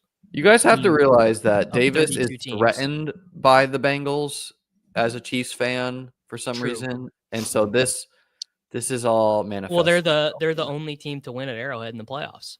But it is also true that the Bengals are very frugal.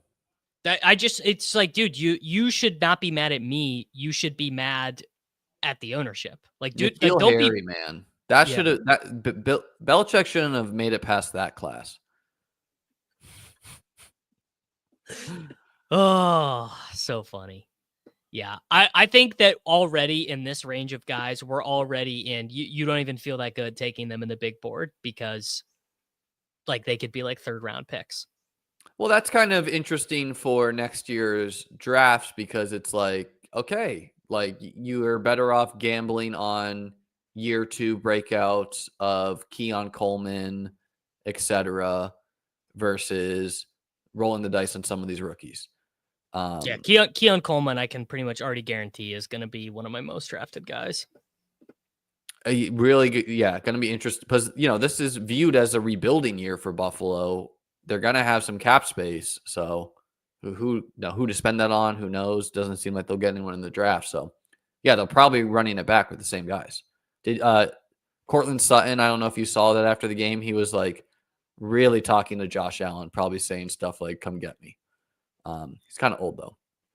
No, this is true. This was their year, like just like Kansas City last year. I mean, like, do people just not remember the beginning of the year? We're gonna eat all the dead money. We're not gonna spend a ton. It is 100% true. But everyone was talking like they were dead. Actually, they were saying that like Jordan Poyer left, Stephon Diggs is gone, Micah Hyde's gone. The Bills are over. When you have a great quarterback, you're never really rebuilding. And like their O-line is really elite, which obviously casual fans and even hardcore fantasy football fans don't have a great grasp for, right? Like they basically built up the O-line, fixed the receiver core later. I had something else to say, but it'll come to me. Let's move on to the running backs. Okay, this is where the guys get a little bit more exciting. This is a better running back class. These like all the way down to like Devin Neal and Taj Brooks and DJ Giddens. These are like guys who are gonna have roles in the NFL next year. It sucks for like Najee Harris or whatever, the Aaron Jones, because they're like, I would rather have either the Ohio State guys than either of them. Super Bowl. There you go. There would be a Super Bowl, Liam. Demarcus Robinson, bro. Super Bowl. That had me laughing, man. Yeah, it's like as someone that continually rolls the dice on rookie running backs, I was kind of thinking like, okay, I'm not going to do that as much next year. Try to hit year 2 breakouts. But if you're saying it's a good class, one more year, baby, let's do it again. No, it's going to be like the reverse of last year's class. Okay. Talk to me about him. Well, Genty is like a top 15.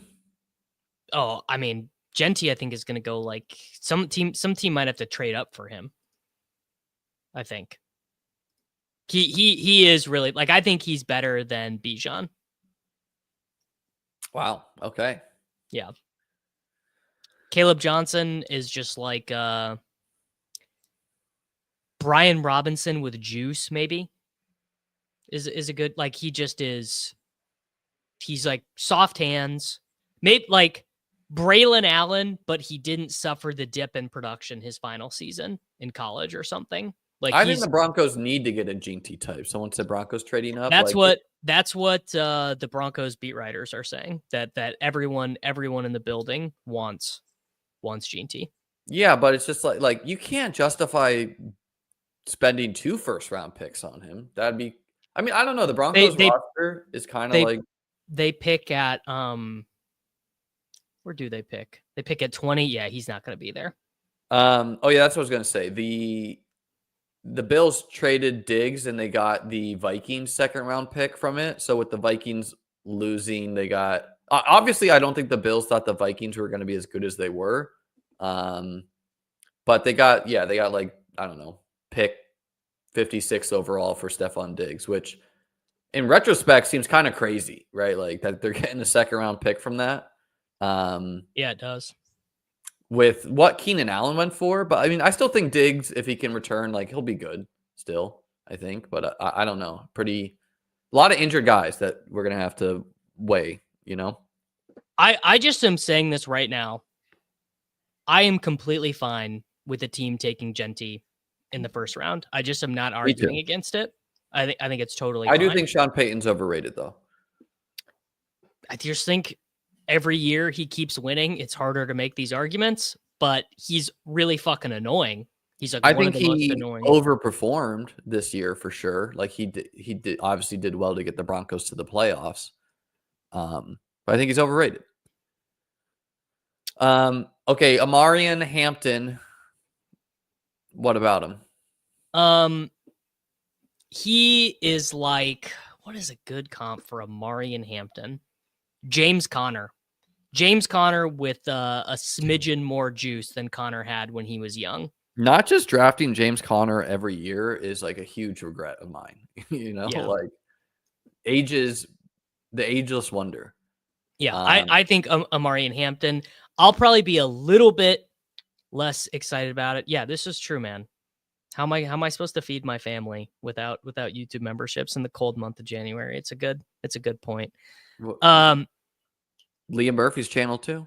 Liam Murphy's channel. Well, I think your family is eating just fine, Liam. You don't even have any dog dependents. I don't think people realize that Davis is almost certainly richer than me with the amount of Bitcoin he has.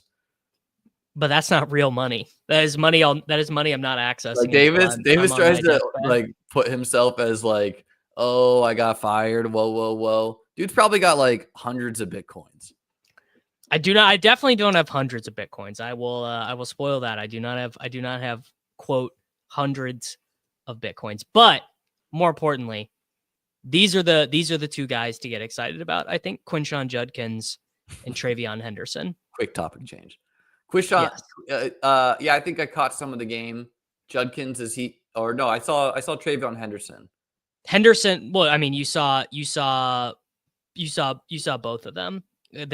So they're weird guys to deal with because Judkins basically he could have came out and been a 3rd round pick last year, and he was like, I'm just gonna go to Ohio State and go get a bag and hang out in college and have a good time. Doesn't Henderson start over Judkins? Or I mean, they both.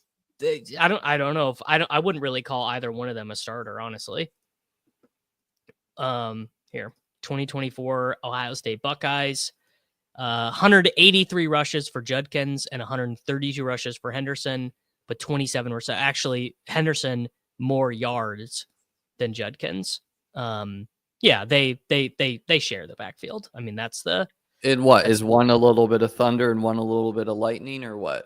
Yeah, Judkins is the thunder and Henderson is the the lightning.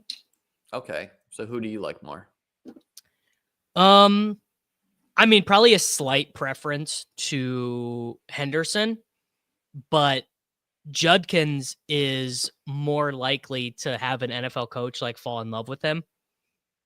Like there's gonna be a head coach who's like, I just want Judkins body blows, just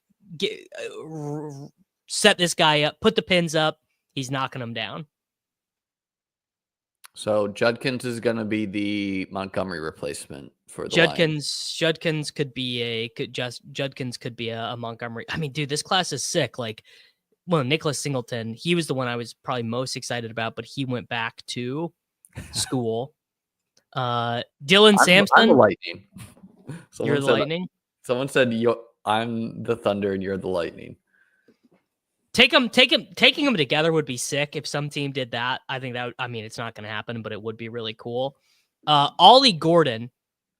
This dude, Singleton. What? Like what? Give me like. Are these 2nd round guys to you? Well, Singleton went back to school. Okay. Henderson and Judkins though, second round guys. Henderson probably more likely to be a 2nd round pick than Travion. Okay. Yeah. Dylan Sampson. I'm not as into him, but he is pretty good. And then this is the weirdest guy. If he somehow would have just like not played college football this year, Ollie Gordon, he would have been maybe a 1st round pick. And then he either played injured or hurt or whatever. I don't know what happened to him. Went from 6 yards per carry to 4.5, from 21 touchdowns to 12, 330 receiving yards to 201. Like he just fell off a goddamn cliff at Oklahoma State. I don't really know. I mean, it is literally it is the same thing that happened to Chuba Hubbard at Oklahoma State, which is just like same a weird 100%. No, I love it. It's a weird pattern matching thing. Like, look at this. Went from 6 yards per carry to 4.5. Catches went way down. Touchdowns like got cut in half. I don't know what it is. It's very bizarre. Must have been hurt. Must have been O-line something. The team was terrible. Yeah. But I mean, like, it goes even deeper than that. Like, Devin Neal from Kansas is probably my favorite. He'll be the guy I take in the big board. I'll probably have 65% of him in the big board. Okay. He's like a Bucky Irving. Should we go on to quarterbacks? Yeah, they stink. You don't want any of them. Well, let's just hear about them. Cam Ward, pretty much he stinks. Shadur.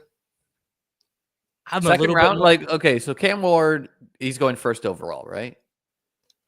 Yes. Shedeur, is he going in the second round? Is he going top 10? Shedur's going 2. You think? Because I Yeah. saw someone say the Cowboys should take him in the second round. So seems like there's a wide range on him. Previously I'd seen like top 5 pick. Okay, so you think top in the draft. Because Malik Willis we thought was gonna go high one year. Will Levis we thought was gonna go high. It's happening, dude. Okay, he's going high. Do you think I think I am gonna be higher on Cam Ward and Shedeur than all the nerds on draft Twitter, and I still don't think they're that good. Davis, you were part of the nerds on draft Twitter. No, I know. I'm saying my fellow nerds. Okay. Jalen Milroe, where are you going? Like Anthony Richardson, but worse. Yikes. Like just like routinely would just like totally play Alabama out of games. He would also, like, to be fair, the highs were pretty high, had some awesome moments. He's probably a better runner even than Richardson. This guy's first comment goes, that's bad. Yeah, I mean, I would say Jalen Milroe is definitely more athletic than Joe Milton. Second round pick. Yeah. Unless some, I don't know, man. Maybe if Michael Penix Jr. ended up going where he went, then maybe I don't know. I don't know shit. Jackson Dart. This is the one that I cannot get on board with. Like, if you told me Milroe was going to be a first round pick, then like whatever. You just got to take a quarterback that can run that much. This Jackson Dart fella, I just do not think he's any good. I just think there's no way he can end up being an NFL quarterback. But it sounds like some people think he might end up being a late first round, kind of like a Kenny Pickett. Oh God, good comp. Not in play style, but in like how he went in the NFL draft. And Ewers went back to college, right? No, Ewers just declared today, like 20 minutes ago. Okay, because I mean, the team had to tell him that Archie was going to start over him, right? Well, yeah, I mean that was always happening. Yes. There we go. Where does this Ewers fella go? Texas quarterback Quinn Ewers is declaring for the NFL draft. His agent Ron Slavin told ESPN. This guy looks like the old quarterback that the Browns took that one year. Like really old guy, blanking on his name. Has red hair, kind of. Flamed out. Colt McCoy? No, he was older. Brandon Weeden. Yeah. Yeah. So where do you got this guy? Second round, third round? Is this now flyer territory? I mean, this dude is just never going to start for a good NFL team. He just doesn't have the athleticism and the tools for you to be like, all right, we'll try and teach him. And he also doesn't have like the accuracy and the playmaking to be like, well, we can just make like, maybe he could be a Gardner Minshew level guy. All right, let's move the tight end. Something. This is where we are. Someone did say a good point. They said this time last year, Bo Nix was an afterthought in regards to Jackson Dart. So, well, Ewers will definitely be drafted. He will definitely be drafted. He'll be like a third round pick. So Tyler Warren, I've heard a lot about.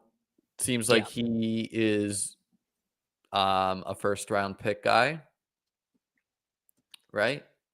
And then I don't know the rest. He might be a top 10 pick, and then probably the guy the first week the big board is open that I'm going to pound the most is going to be this fella Colston Loveland. We see this with these Big Ten teams. They never generate any stats because the teams just how do they not have the age for Tyler Warren? I don't understand that. Well, he is older, so he is older, Tyler Warren. So they just didn't list it. Tyler Warren, which is nice because typically it's a slower position to accumulate, adapt to the NFL. Yeah, he's a 4-year player, which is like, we prefer early declares. He's going to be 23 by the time he starts in the NFL. But he looks kind of slow when you are watching Penn State. He doesn't look slow, but he doesn't look like, when it's like when you watch Zach Ertz get a first down, you're kind of like, how the fuck did he do that? He's like obviously more athletic than that, but it's not like watching, I don't know, Ladarius Green or, one of these crazy 10, Theo Johnson, who by the way, Tyler Warren was Theo Johnson's backup in college. So how many fantasy draftable tight ends do you think are in this class? Probably 4. Really? If this Luke Lachey guy goes in the 3rd round, I think he will be draftable. But Harold Fannin, you don't watch any college football, do you? No. All right, I'm about to show you this guy's stats. Because we saw, even the Panthers dude was fantasy relevant. Theo Johnson was relevant from the Giants as well, right? Like, there's some guys that snuck in there this year. Okay, Harold Fannin, 53% of his team's passing yards and passing touchdowns, 100 receptions. How bad is Bowling Green? I mean, they're pretty fucking bad. But I just if this dude is a 14th round pick in the big board, I might legit just do 100%. Well, he'll be a 20th round pick when it opens. Okay, well then I'm doing 100. I'm doing them all the day it opens then, because this guy. Sam Laporta was a 18th round pick when Best Ball Mania opened. Yeah, it's a new environment. Back-to-back years of Laporta and Bauer smashing, people are going to be very woke to the rookie tight ends. If Fannin has a crazy good combine, like if he runs like a 4.42 at 251 which is important pounds, for the tight ends. It is important how they do super combine. Yeah, this is the comp I like the most. Isaiah Likely. I like that one the most. I actually have not run his Sims yet. Let's give him a draft pick of 65. Does anyone have a projected weight for Harold Fannin? Probably 230. Harold Fannin weight. He is listed at 230. So that's pretty small. It's just pretty standard linebacker tight end size. You kind of want him more like Tyler Warren's going to weigh 260.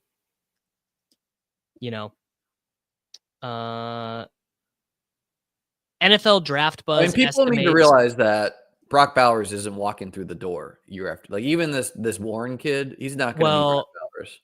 Brock Bowers didn't test, which is sort of interesting. These comps are not really that good. There's just not enough data there.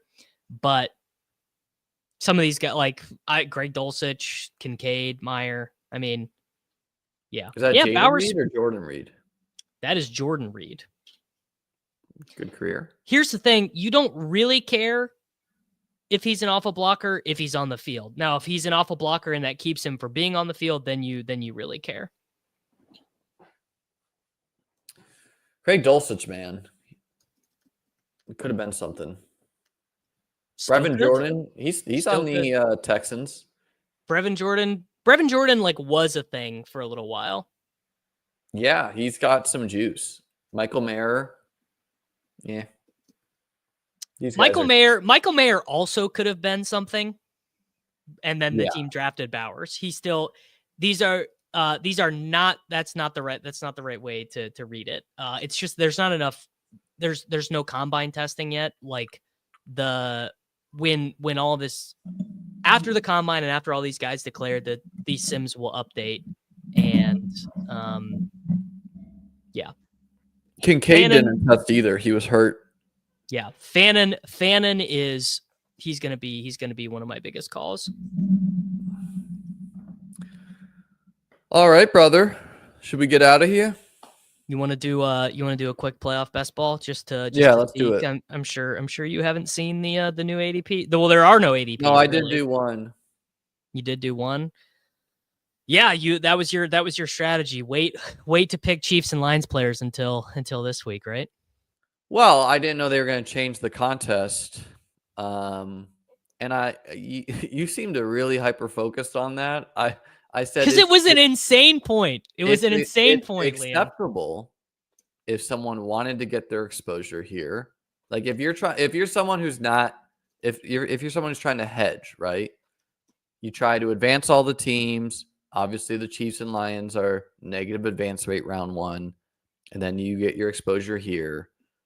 It's also acceptable to say, no, I'm just jamming Chiefs, Lions in all the contests. They're the top 2 1 seeds. It's a variance question, right? Well, here's the thing.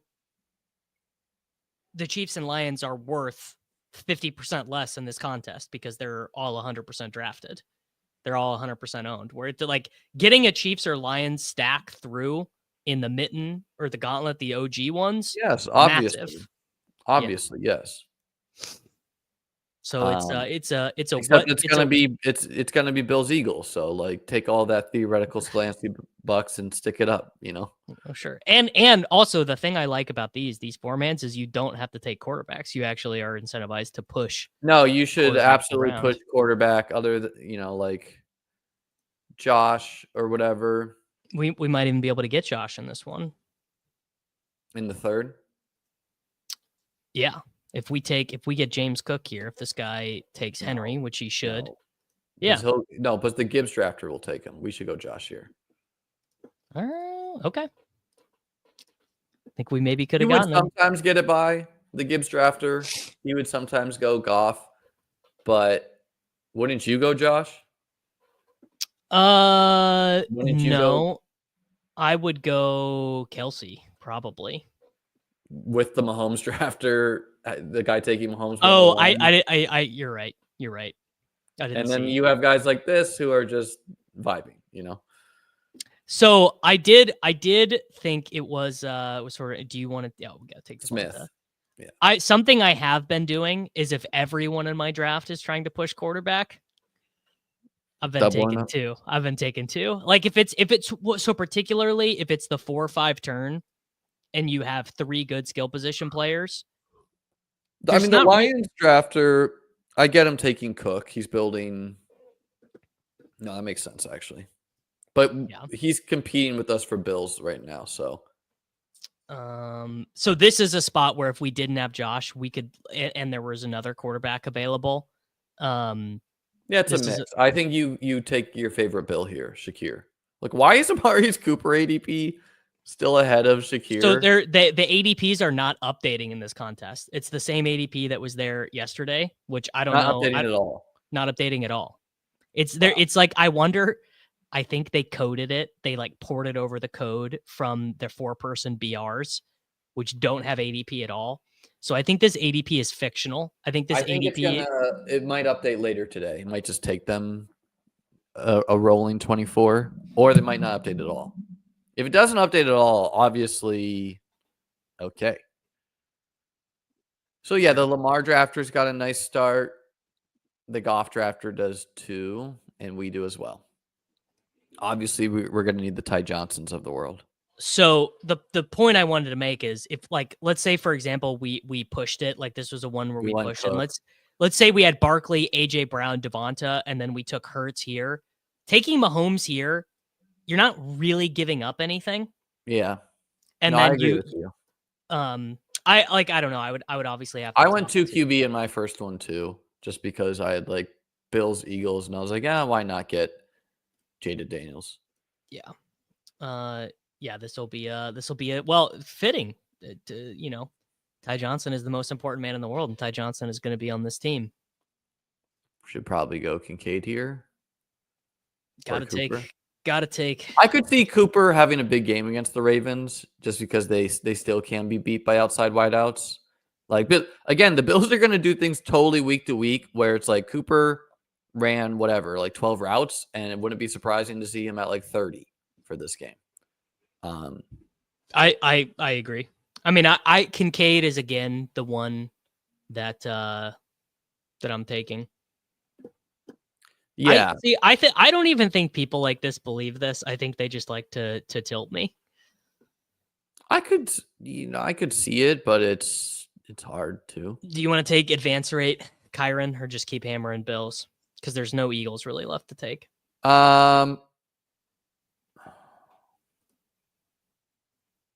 Maybe Kyron. It's like you probably like are doing nothing with that pick, you know, but it's like you Kyron, and I think like you might even want to just take Ty Johnson straight up over Keon. Oh yeah, 100%. Yeah, this team, because then a full Bills Super Bowl can at least min cash. Sir, you don't got to take the quarterbacks first. Yeah, that wasn't a good pick, Kev. It's fine. I think it's fine to have both of them when you take them at like the 4-5 or this, but just this format is not like the old mittens where you should. It's the exact opposite of the old mittens or the old gauntlets or whatever. He said, "Thanks for the advice. Here's Jaden Daniels too." Well, now one guy in this draft is screwed. Well, actually, no one in this draft is screwed. So okay, Curtis Samuel probably is our pick here, or Knox. Actually, well, Curtis Samuel's going to get drafted more now because look, his ADP is higher, so people are just going to click him more. Now we take Knox. Knox is the less drafted one now. Or Mac, they're all the same. Well, they are all the same, but this even more so than you want the lower drafted guy. This is basically showdown. Yeah, this is basically you need to think of this like when I get to the Super Bowl round, how can I have the lowest drafted permutations of players? As copy paste date said, Curtis Samuel is the most important person in the world. Wise man. He said that like 5 times today. So Knox is the most important man in the world. Yeah. You want to do a pick'em? Yes, let's do it. How did we do on our pick'em last week? I think we were close. We started off hot. We were. I don't know if they null and voided the other picks they did. They did. They null and voided. That's like why are you nulling the picks just because the game got moved? Whatever. No, actually, we did not do that. We did not, and it wouldn't. We're happy those got nulled. Yeah. Here you go. I won this one. What was that? I don't know. I had some that were close. This is annoying. Why did I not win this one? You were really convinced on the Hurts rushing touchdown, which is still like just a hard bet, even with him. Sure. Look, I have a Mahomes promo. Mahomes, you love to see it. Save that for yourself because not everyone will have it. Oh, you're right. Yeah, I won't be able to share that with everyone. Yeah, let's just do one that people can tell. Let's get cooking. You know what, Liam? I hosted the stream today, so you're a guest in my house. You go first. All right, let's pull up Washington, Detroit here, and let's see what they got on the Gibbs. Washington, Detroit for Jahmyr Gibbs, 84 rushing yards. Oh my God, 112 total. Let's go higher, 24.5 receiving yards. I like it. It. I think clearly lowers on Jahmyr Gibbs are the sharp money this week. I think with Montgomery back. I think most things are getting juiced, but he should get 3 to 4 catches minimum, and it's Jahmyr Gibbs, so should be good there. All right, let's go. This is my favorite one this week. Mahomes higher 4.5 rushing attempts. As you know, that's a good one. Quarterbacks run more in these games, and kneel downs count. Pull up Stroud rushing attempts because I'm curious what that line is. I bet it's 4.5 as well. 3.5. Let's do a higher there as well. We're gonna rush off. How about can I convince you 8.5 longest rush instead? It's like one down scramble. I do kind of like that better. Sure. Why not? 8.5 longest rush. Let's go. What do we have for Zach Ertz? I wonder if Ertz's are going to be juiced.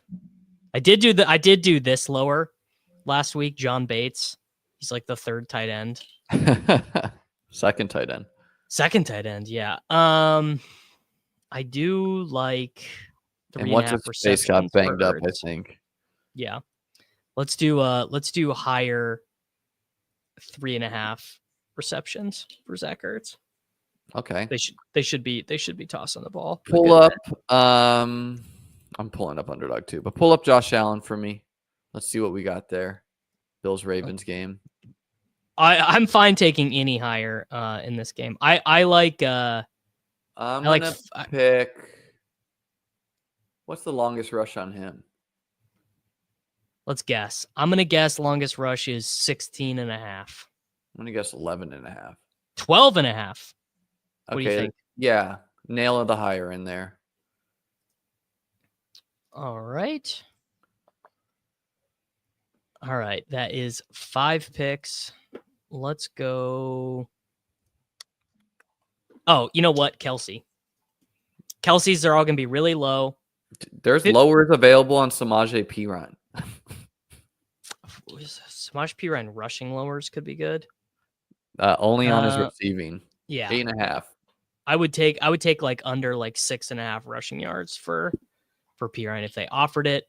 9.5 first quarter receiving yards for Kelce. Higher. I'm gonna take Terry McLaurin, higher receiving yards. Terry McLaurin, higher receiving yards. 68 and all. I'm just gonna bump this to 69.5. Sure. 1 more yard. Nice. Why not? We don't know Higbee's status. He went to the hospital after the game. I think he's going to be okay, but I don't know if that means he's going to play. Let's do Isaiah Likely higher than 33.5 receiving yards.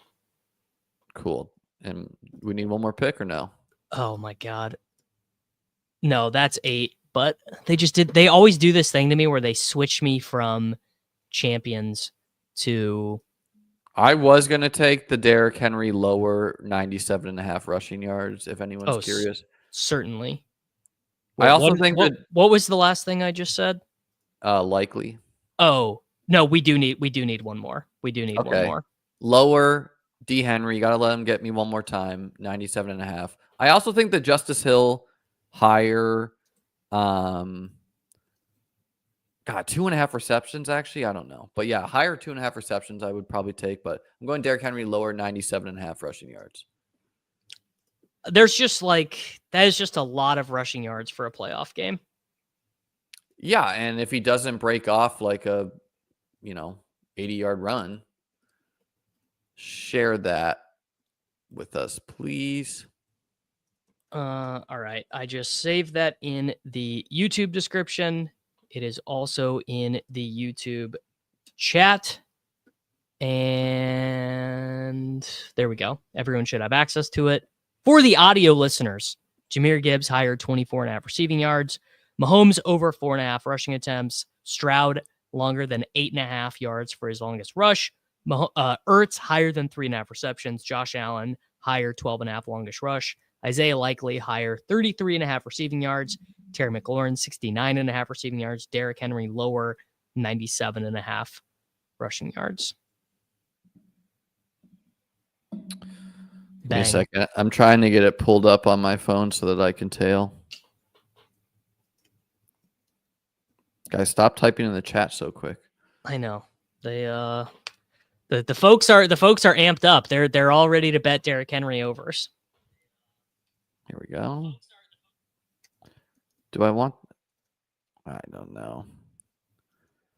God, no. I want to tail this on freaking underdog. You guys, I do get so mad when people refuse to be serious.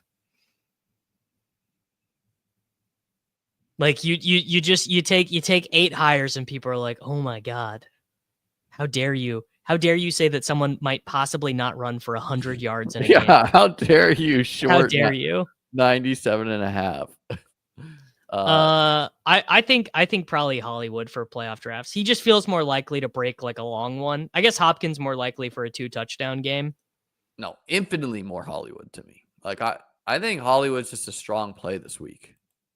Like I would play Hollywood in DFS. I don't think I would in Hopkins. Could Hopkins catch 2 goal line? Yeah, guess what? Anytime Rashad White suits up, he can also go over 100. Don't bother. Don't bother. This is the guy who told me I ruined a perfect draft by taking Tyler Higbee. We saw how that worked out. You hate to see it. You hate to see people hoisted by their own petard. Liam, what do you have cooking for the rest of the week, brother? Do us a favor, guys. Like the videos. Go on both the streams. Subscribe to both the channels. Probably going to have one more playoff best ball video on beatbestball.com. Obviously, these contests aren't as adept. Probably get one more draft on my YouTube as well. Hope you guys have a great wild card weekend. I will be slowing down somewhat once we get through the Super Bowl until the big board starts up. But once the big board's back, we're back, baby. No rest for the wicked, man. No you gonna There's stream? Not really any rest, because it's like the Super Bowl ends and the big board is here. You know, before I think it's gonna launch the week before. I'm gonna stream every big board, all 150. That's my plan. 150. We will measure our mental health after. I've been trying to up my VO2. It's pretty garbage, but I've been getting at it. Going a 2-mile run every other day, doing a beginner hit workout. It's embarrassing, but training for a chess tournament. I've just been noticed like I'm just not physically as fit as I once was, and you can't be good at chess if you're not fit. So should bleed over to other aspects of my life. Get in shape if you are like me and you're out of shape. I'm already feeling better. So this is a man's brain who can't go on a 2-mile run. I tell you that much. What are you doing for VO2 training, Davis? Lifting 6 days a week, running. That does it too. Well, I've been running. And then my new thing is, since on Sunday I don't have to stream for 8 hours a day anymore. I just turned the playoff game on the iPad and did the Stairmaster for 2 hours. Good for you, dude. Yeah, I mean, you feel obviously like a childless person, so it's you know, I'm sure a lot of the people in the chat have children and families and stuff, but like I don't have shit going on, so I can do that. I can do that stuff. I couldn't really do a full 2-mile run could I have if like someone was chasing me? Someone's chasing you with a gun, yeah. Sure, but like I couldn't really do it last week, and then I could this week, and so you see improvement. Isn't it incredible how that works? Yeah. It's so cool when you're to. I mean, that is the coolest thing about getting in shape is you can go from being so miserable to like if you move your body around for a couple weeks, you feel great. This guy is so stupid. He didn't even hear what I said. Oh, I do. I love it. I love how we were getting a wholesome workout chat in, and we just had to get one more dig in at a chat member. We do it all here. We do it all. We do it all. Well, guys, have a great day. Enjoy yourselves. We got some football this weekend. Peace out. It's Short King summer, dude. It just feels like no one in fantasy sports ever learns anything. Does he mistime it, or is Brock Bowers just a grown man? Brock Bowers is just a grown man. Dare I say, Rich, football might be back. In the words of Lane Johnson, this offense looks constipated. It's Short King